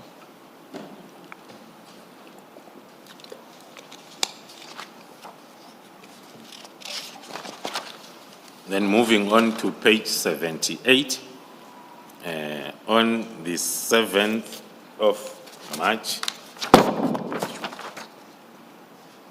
which is few days after Madlanga forwarded that message to Brown Mokgotsi without any response. And then on the 7th, Madlanga is making a call to Mr. Brown Mokgotsi at 1808. And then only on the 12th of March, Mr. Mokgotsi is trying to send a message or sent a message that was later deleted. And then the next message on the same day, more or less the same time, Brown Mokgotsi is sending a message which reads, "Hope you saw this." And then Mr. Madlanga is responding with a phone call after that message. And then Mr. Mokgotsi on the same day, then after that call, is sending a message to Mr. Madlanga, which reads, "My brother, you lost hope on me, right? I need to bring witnesses to one place. Would you assist me?" Then that message sent by Brown Mokgotsi to Madlanga at 14:57 on the 12th. And then Mokgotsi is following it up with a call at 15:06 on the same date and another call at 15:28. Then a call now from... Sorry, General, just before you move off that message, do you have any knowledge of who the witnesses are or what he's referring to there? No, I do not have any knowledge, Commissioners. Continue. Then the last activity on page 78, it's the call by Mr. Madlanga at 15:29 to Mr. Mokgotsi. And then on the same day, around 15:43, Mr. Mokgotsi sent a message to Mr. Dlamini, a very short message which reads, "I need 10K.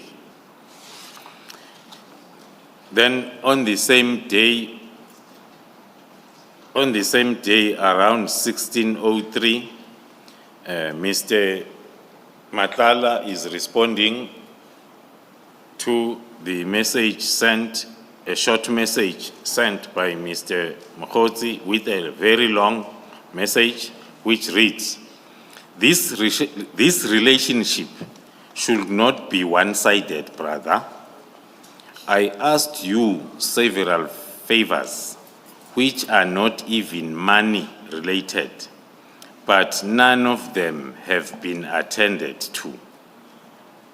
The last one, it's even worse because it's even orchestrated from your camp and nothing has been done about it. I have played my part and was even willing to stretch my arm even further, but I see none of my efforts are considered. A long response by Mr. Madlanga after a short message by Mr. Mokgotsi of needing just 10K, then the response is so long.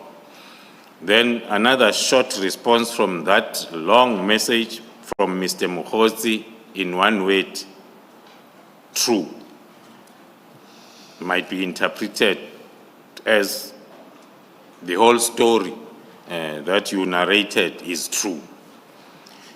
Then...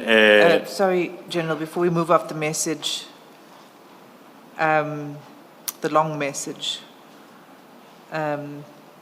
I've asked you several favors which are not even money related, but none of them have been attended to. The last one, it's even worse because it's even orchestrated from your camp. Do you have any idea what that is? Is the last one referring to the tender issues? Do you have any knowledge of this? According to my view and following the communication chats between the two gentlemen, talks to the one remaining issue that if you read this message together with the previous one, that was talking about the minister being the one who instigated that the Medicare 24 contract be investigated in a meeting. And then coming fast forward to this, where Mr. Madlanga is showing some signs of losing hope that Mr. Mokgotsi will assist. There's been lots of attempts with the messages, even the roping in of the Chief of Staff to also escalate the matter.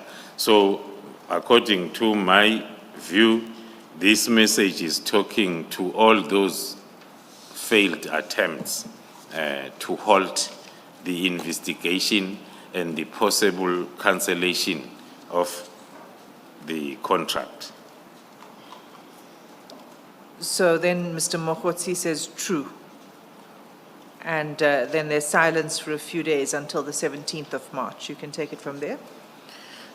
Yes, after the true short response on the 12th, then there is silence up until the 17th of March with Mr. Madlanga initiating communication with a phone call at 21:51, followed by another call on the same date at 21:55. And then at 17:04 on the following day, then the message from Mr. Mokgotsi to Mr. Madlanga, reading as follows: I'm here to clarify that story. And then the response in a question format by Mr. Madlanga, what story? And then the short response on the same question by Mr. Mokgotsi Mkhwanazi at 17:09. And then at 17:10, Mr. Madlanga is responding, I thought you said it was sorted already. And then Mr. Mokgotsi responds, yeah, but now it's becoming official. Then the next message on the same day was serious, my boss, but spelled as C-R-U-S.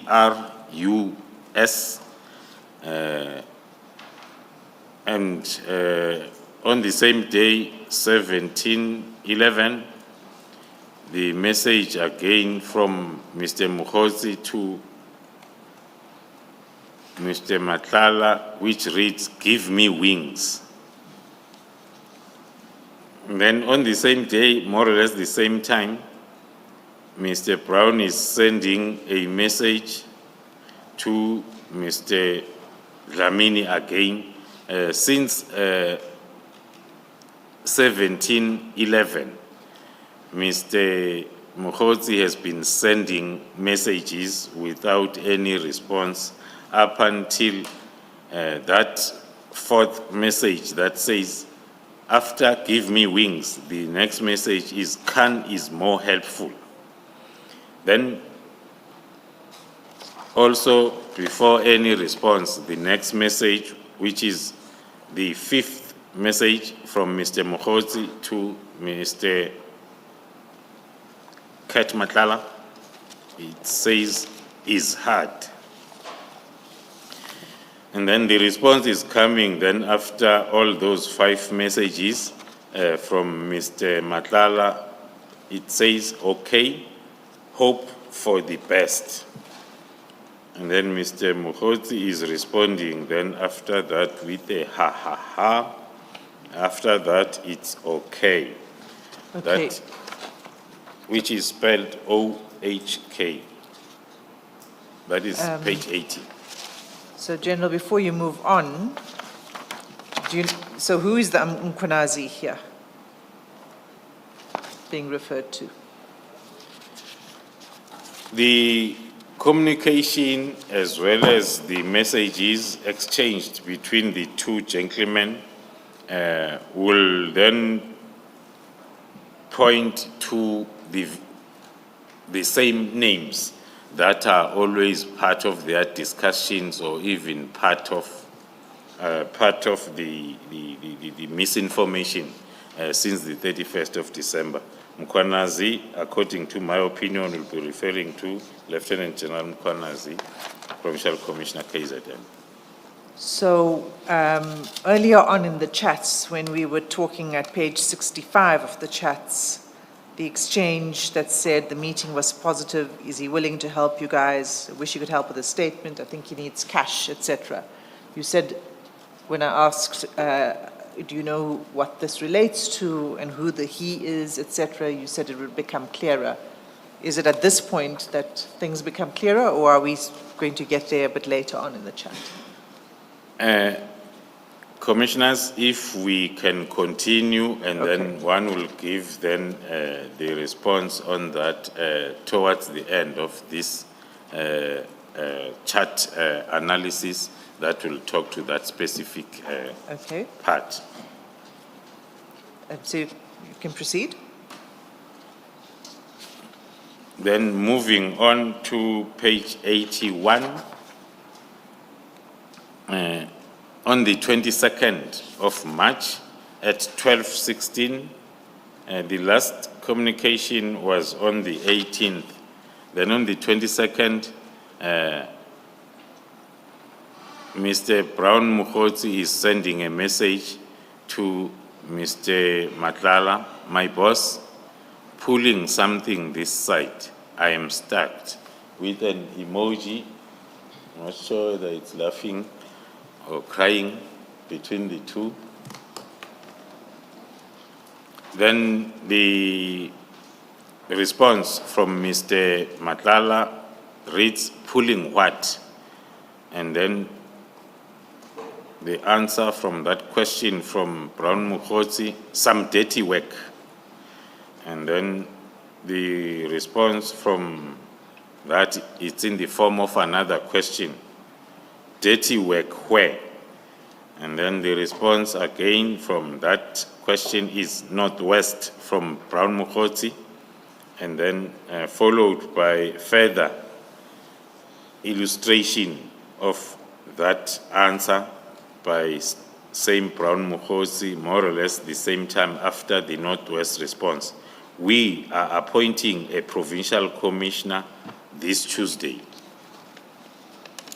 Maybe one can elaborate there on that. That was during the week or the weeks where the post of the Provincial Commissioner of Northwest was advertised, and then the process of appointing was indeed taking place.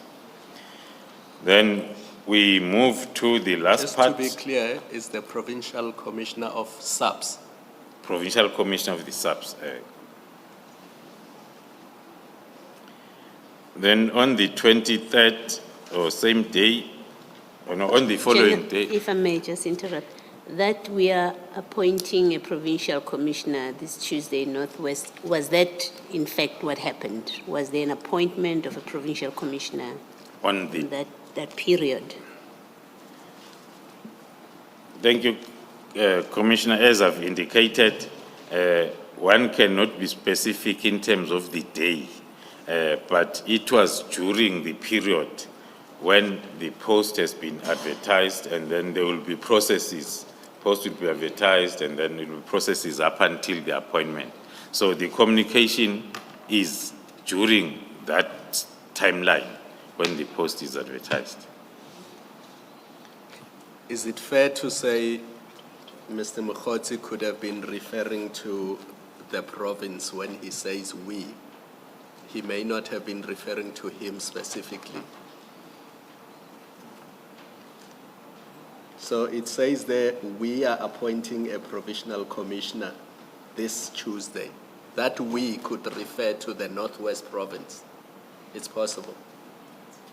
It still might be possible, Commissioner, because of the use of we, but SAPS is a national department, and the post of a provincial commissioner advertised by SAPS, the whole process takes place at national, not at a province. According to the current policies, there will be engagement with the premier of the particular province towards then the finalization of the appointment process.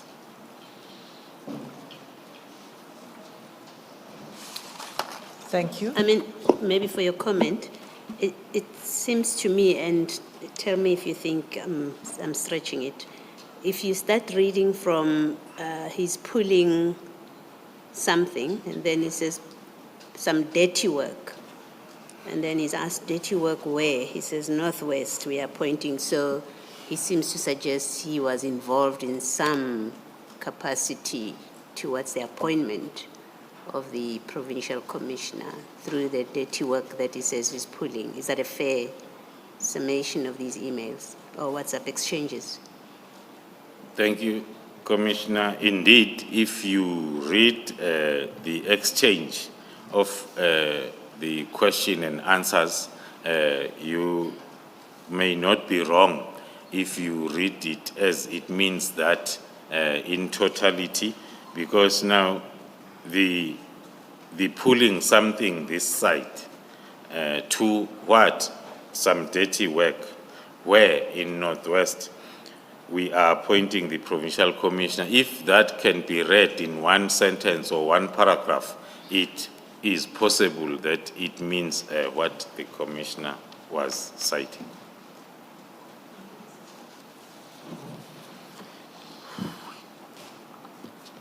Then moving on the same page, the last communication on page 81, still on the following day in the morning, 8:58, Mr. Dlamini is sending a News 24 story with his photo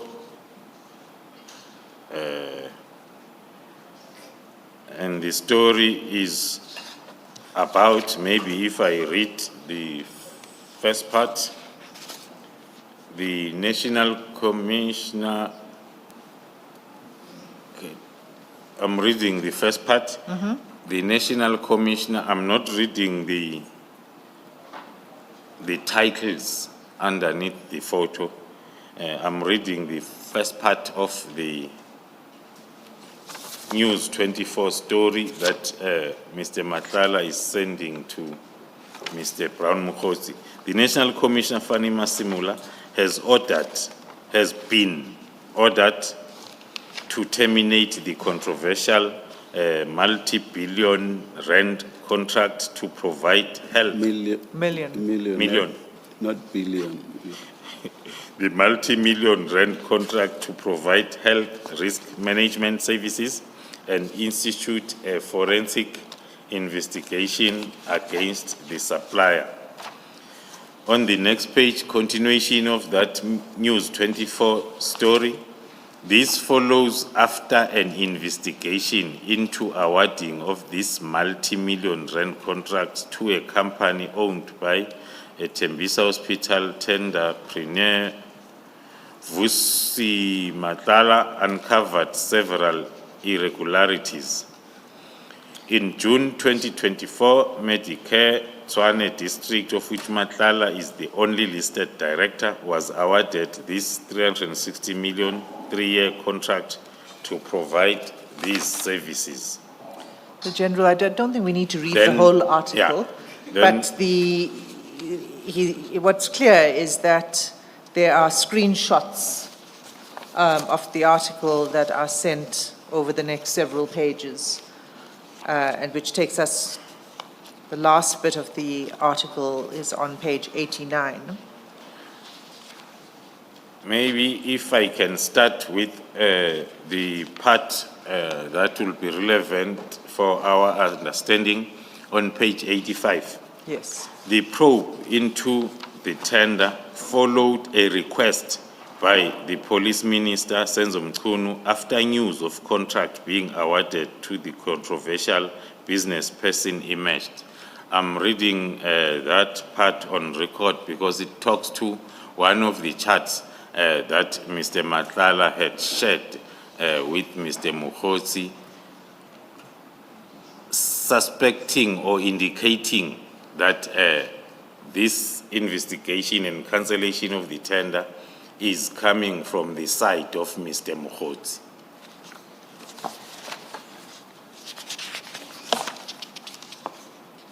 Then moving on to page 89, the first message, still on the 23rd of March at 9. Mr. Madlanga, who sent this News 24 scoop or story is following it up now with a WhatsApp message which reads, "This was done under the minister's instructions, but it's okay. I'll see where to go from here, but I am not taking this lightly." That is the message then that made me to want to read that paragraph on that News 24 story, so as then we are able to understand this chart now by Mr. Madlanga to Mr. Mokgotsi after sending the news article.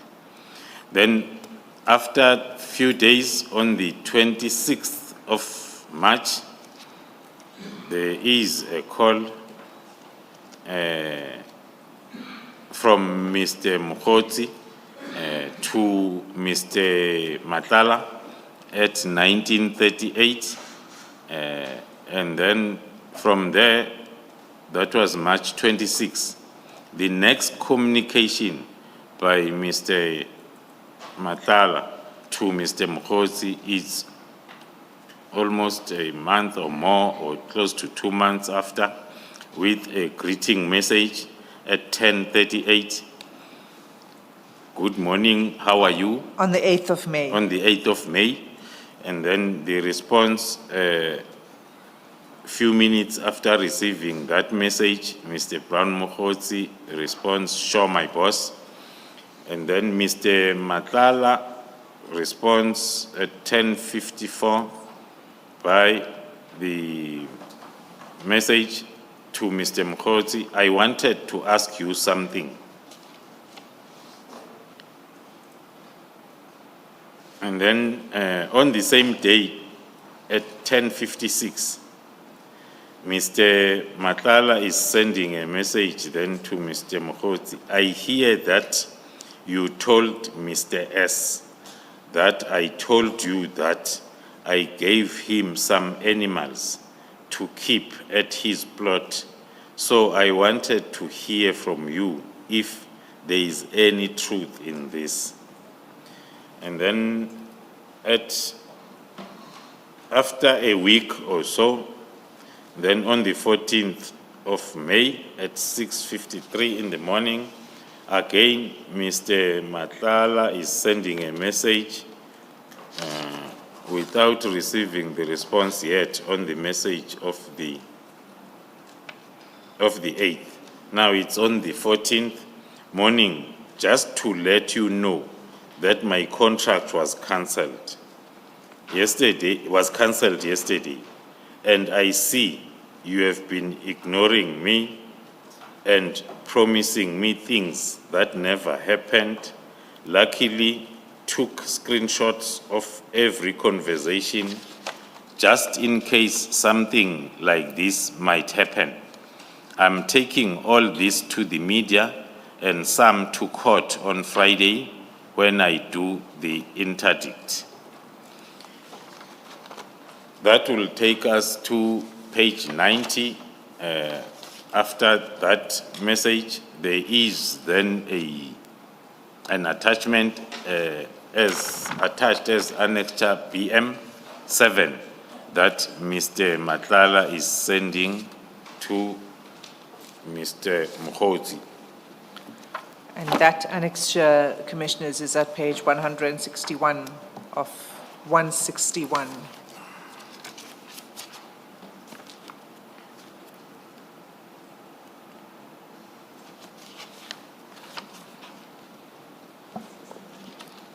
BM7, 161.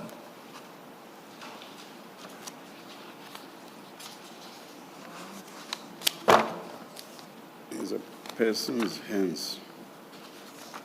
Number one. The letter of demand. The letter of demand. Is there more than 161? No, go. You're too far. Yeah. There's another 161. I think they're divided under WB1 and WB2. So before you get to WB2, the tab, Found it. Thank you. thank you. So this is BM7, which is called Draft Letter to SAPS National, dated 13 May 2025. Do you have the letter there in front of you, General? No, it's just before the tab that says WB2. Yeah, just before that. Page 161. That's right.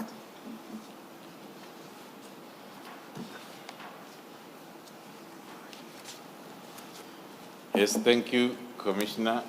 The letter attached as BM7, it is a letter with the head directed to the National Commissioner of the South African Police Service with the heading Termination of Contract following the award of bid number 19/1/9/1/94 in brackets 23, the appointment of a service provider to render health risk management to the South African Police Service for the period of 3 years.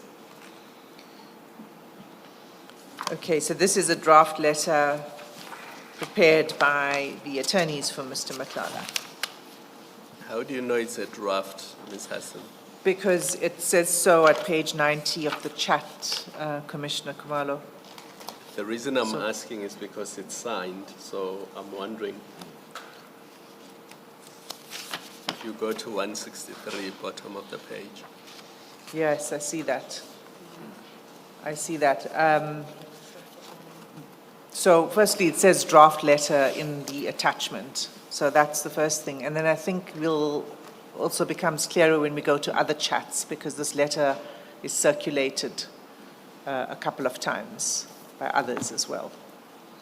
But it's correct that it is a signed letter. I'm concerned that parties to the chat may not understand the difference between a draft and, but yeah, let's leave it there. Well, it's definitely a letter that is signed, but Mr. Matlala refers to it as a draft letter. I don't think we need to go into the letter. It's clear what it is. It's a response to the cancellation. General, if we can take it then from the next message. Yes, thank you, Commissioners. Then the next message on the same day, on the 14th of May at 7:07, Mr. Mkhozi is responding to the message or notice of cancellation of the tender that Mr. Matlala shared it with him. Now he's responding especially also after he has seen the draft letter as another proof that it has been cancelled.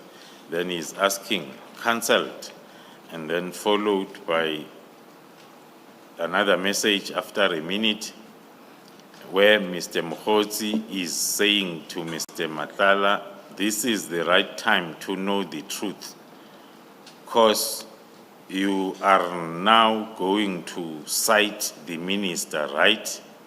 You will see his affidavit. Then the next message again after 2 minutes from Mokgotsi to Matala, it reads, this is the time every must show his side. If the minister or officials are involved. That is the message at 7:11, the morning of the 14th. And then the same day, 7:15, Matala is responding to the 2 messages from Mokgotsi. His response is as follows: but you know he's involved. I told you from day one, I'm not waiting for any lies anymore. By Friday, if they don't withdraw, I'll also hit back, and I'll hit very strong. Then the response from Mr. Mokgotsi from that not so nice message, it's very short, I don't think so. Then on the same day at 7:23 in the morning on the 14th, okay, was just letting you know, don't be surprised when you see it in court papers and the media. I'm not going to be taken for a ride. Then moving on to the next page, which is the last page of this set of communication chats between Mr. Mokgotsi and Mr. Matala. On the same day, the 14th, Mr. Mokgotsi is responding to the previous message. He says, I am going to raise it with him too. And then the response. Do you know who the him is? Yeah, following the latest charts where there is a discussion around the cancellation of the tender, Mr. Matala suggesting that it is the minister who instructed the cancellation, then I will say the him might refer to the Minister of Police.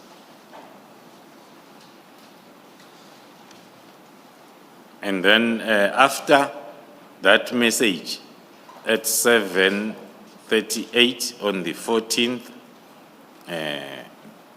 which is saying I'm going to raise it with him, and then Mr. Matala is responding with a show, With a finger, a hand and a finger, responding that he understands the response. So it's an emoji and it's a thumbs up. Thumbs up. Oh, okay, that's a correct word, Commissioners. Thumbs up. Emoji. I did not finish my It's not lecture. the other emoji with the finger. The lunchtime lecture was not enough for me to be taken through the emoji class. Then, still on the same day, at 8:30, Mr. Mokgotsi is writing a message to Mr. Matala, which reads, we can't lose a contract, whereas so many people are looking for tenders. That was the last message that was sent by Mr. Brown Mokgotsi to Mr. Madlanga.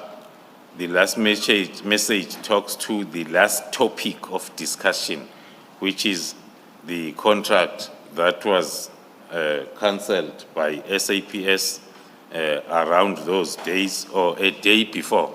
The last communication is on the 14th. The contract was cancelled on the 13th, and then Mr. Madlanga was arrested by GCI Ops on the 15th. On the 14th? On the 14th. That's why the charts are ending on that date. Thank you. Now, General, there were some strands and conclusions that you wanted to bring together. One of them relates to the page 66 exchange, not page 65, 66, and there were, you said you would come to it later. Do you want to deal with that now? Yes, I can, Commissioner.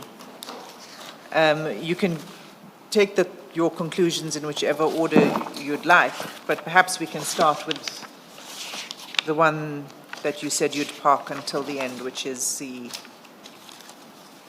relating to the meeting, which was positive, etc. Thank you, Commissioners. The charts around those days and times between Vusi Madlanga and Brown Mokgotsi suggests that Mr. Madlanga seemed to have a special relationship with General Khan in reference to the charts that we have seen between Mr. Madlanga and Brown Mokgotsi, especially in discussing with Brown Mokgotsi around some guy who they needed a statement from.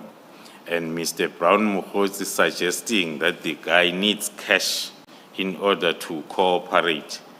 In the conversation, Mr. Madlanga suggests that Mr. Brown Mokgotsi should talk to Khan to give the person cash.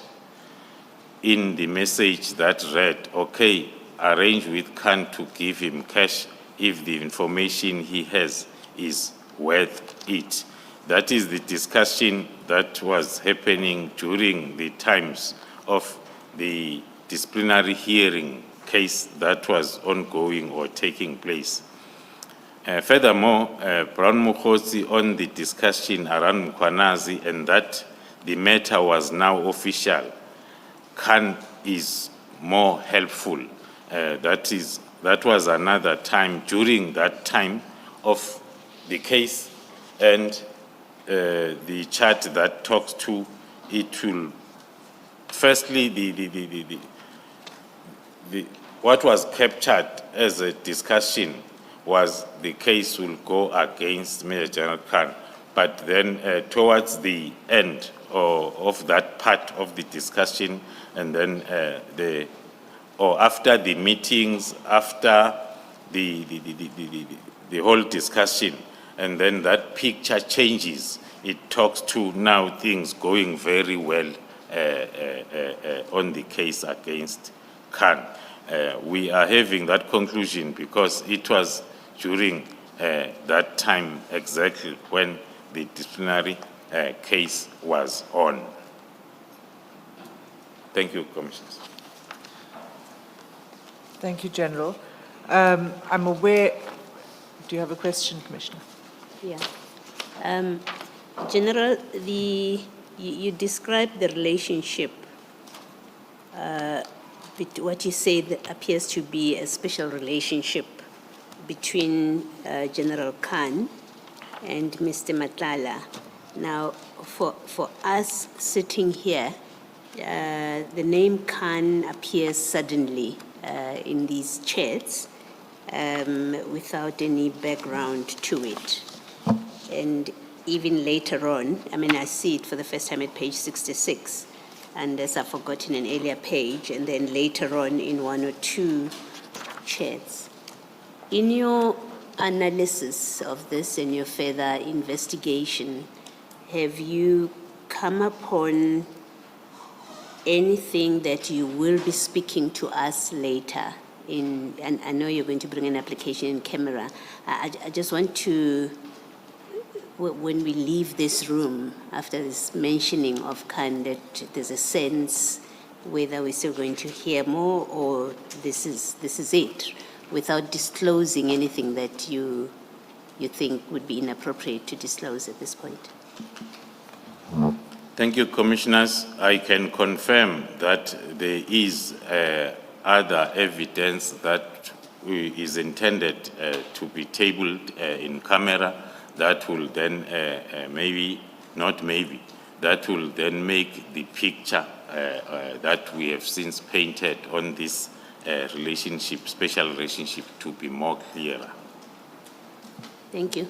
Thank you, Ms. Thank you. Just before you go, on page 89, General.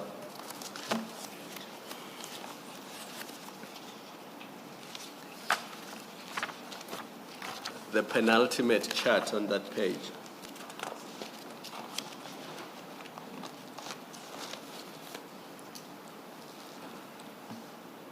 This is a WhatsApp from Mr. Madlanga. I hear that you told Mr. S that I told you that I gave him some animals to keep at his plot.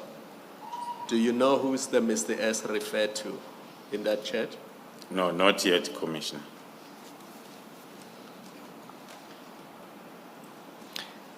Well, the not yet is a bit confusing. Does it mean that you will know at some later stage? What does not yet mean?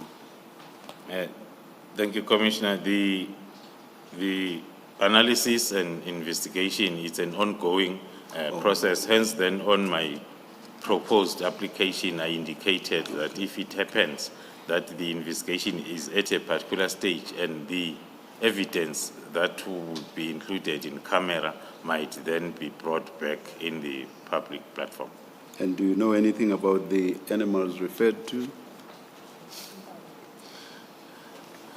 The animal referred to as impala, according to my view and my understanding, it's an animal that is normally procured for very high profile social gatherings, which is not that affordable.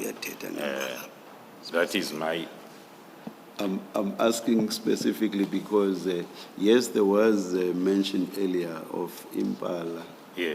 But here there's just reference to animals for Mr. S to keep on his plot without mention of what the animals were. So that's why I'm asking what the animals were. Okay. Thank you, Commissioner. I was understanding the question of the animal associated with the impala that came before. The same response on this, if it's the animals associated with a Mr. S referred to on this message, the investigation and analysis is still ongoing. As soon as it's ready, the commission will be updated. Thank you, General. Thank you. General, you were asked earlier by the chairperson I think this was about the chats, about I'm here and Sibia is here. I can't find the page. I've been trying to find the page. I don't know if you remember the chat, and the chairperson asked you, do you know who is Sibia? And you were cautioned not to speculate. Does the answer that you've given about S, which is still the subject of investigation, does that also apply to that question that you were asked? I'm told it's page 44, if it helps. Yes, in the middle, where Mr. Mokotsi says, I'm in Cape Town, Sibia is in Camps Bay. You see that? And you were asked, do you know who is Sibia? And your answer was no. And what I'm checking with you is whether your answer is an outright no, or is it also subject to the subject of further investigation, as you have answered with that S. And if I could just clarify, the question Please go ahead was, and, yes. was from, I was going to say from the bench, but from the commissioners, whether you know as a matter of fact, to answer as a matter of fact. So it was in that context that you responded. You may answer the commissioner. Thank you, Commissioners. Not as a matter of fact, as it was captured during the initial discussion, but analyzing the whole communication where the surname Sibia comes, then we're moving it from from almost all the parts where there is Sibia, it will refer to the Deputy National Commissioner Crime Detection, Lieutenant General Sibia. Same applies to the Camps Bay Sibia that is referred to. So can I ask one follow-up question? Do you have any, do you know or do you have any basis to say that Mr. Sibia was in Camps Bay at that time? Yes, we have the indication that is subject then to confirmation to make it a matter of fact. Thank you. Chair, I see it's 4:02. Let us adjourn and resume at 9:30 tomorrow morning.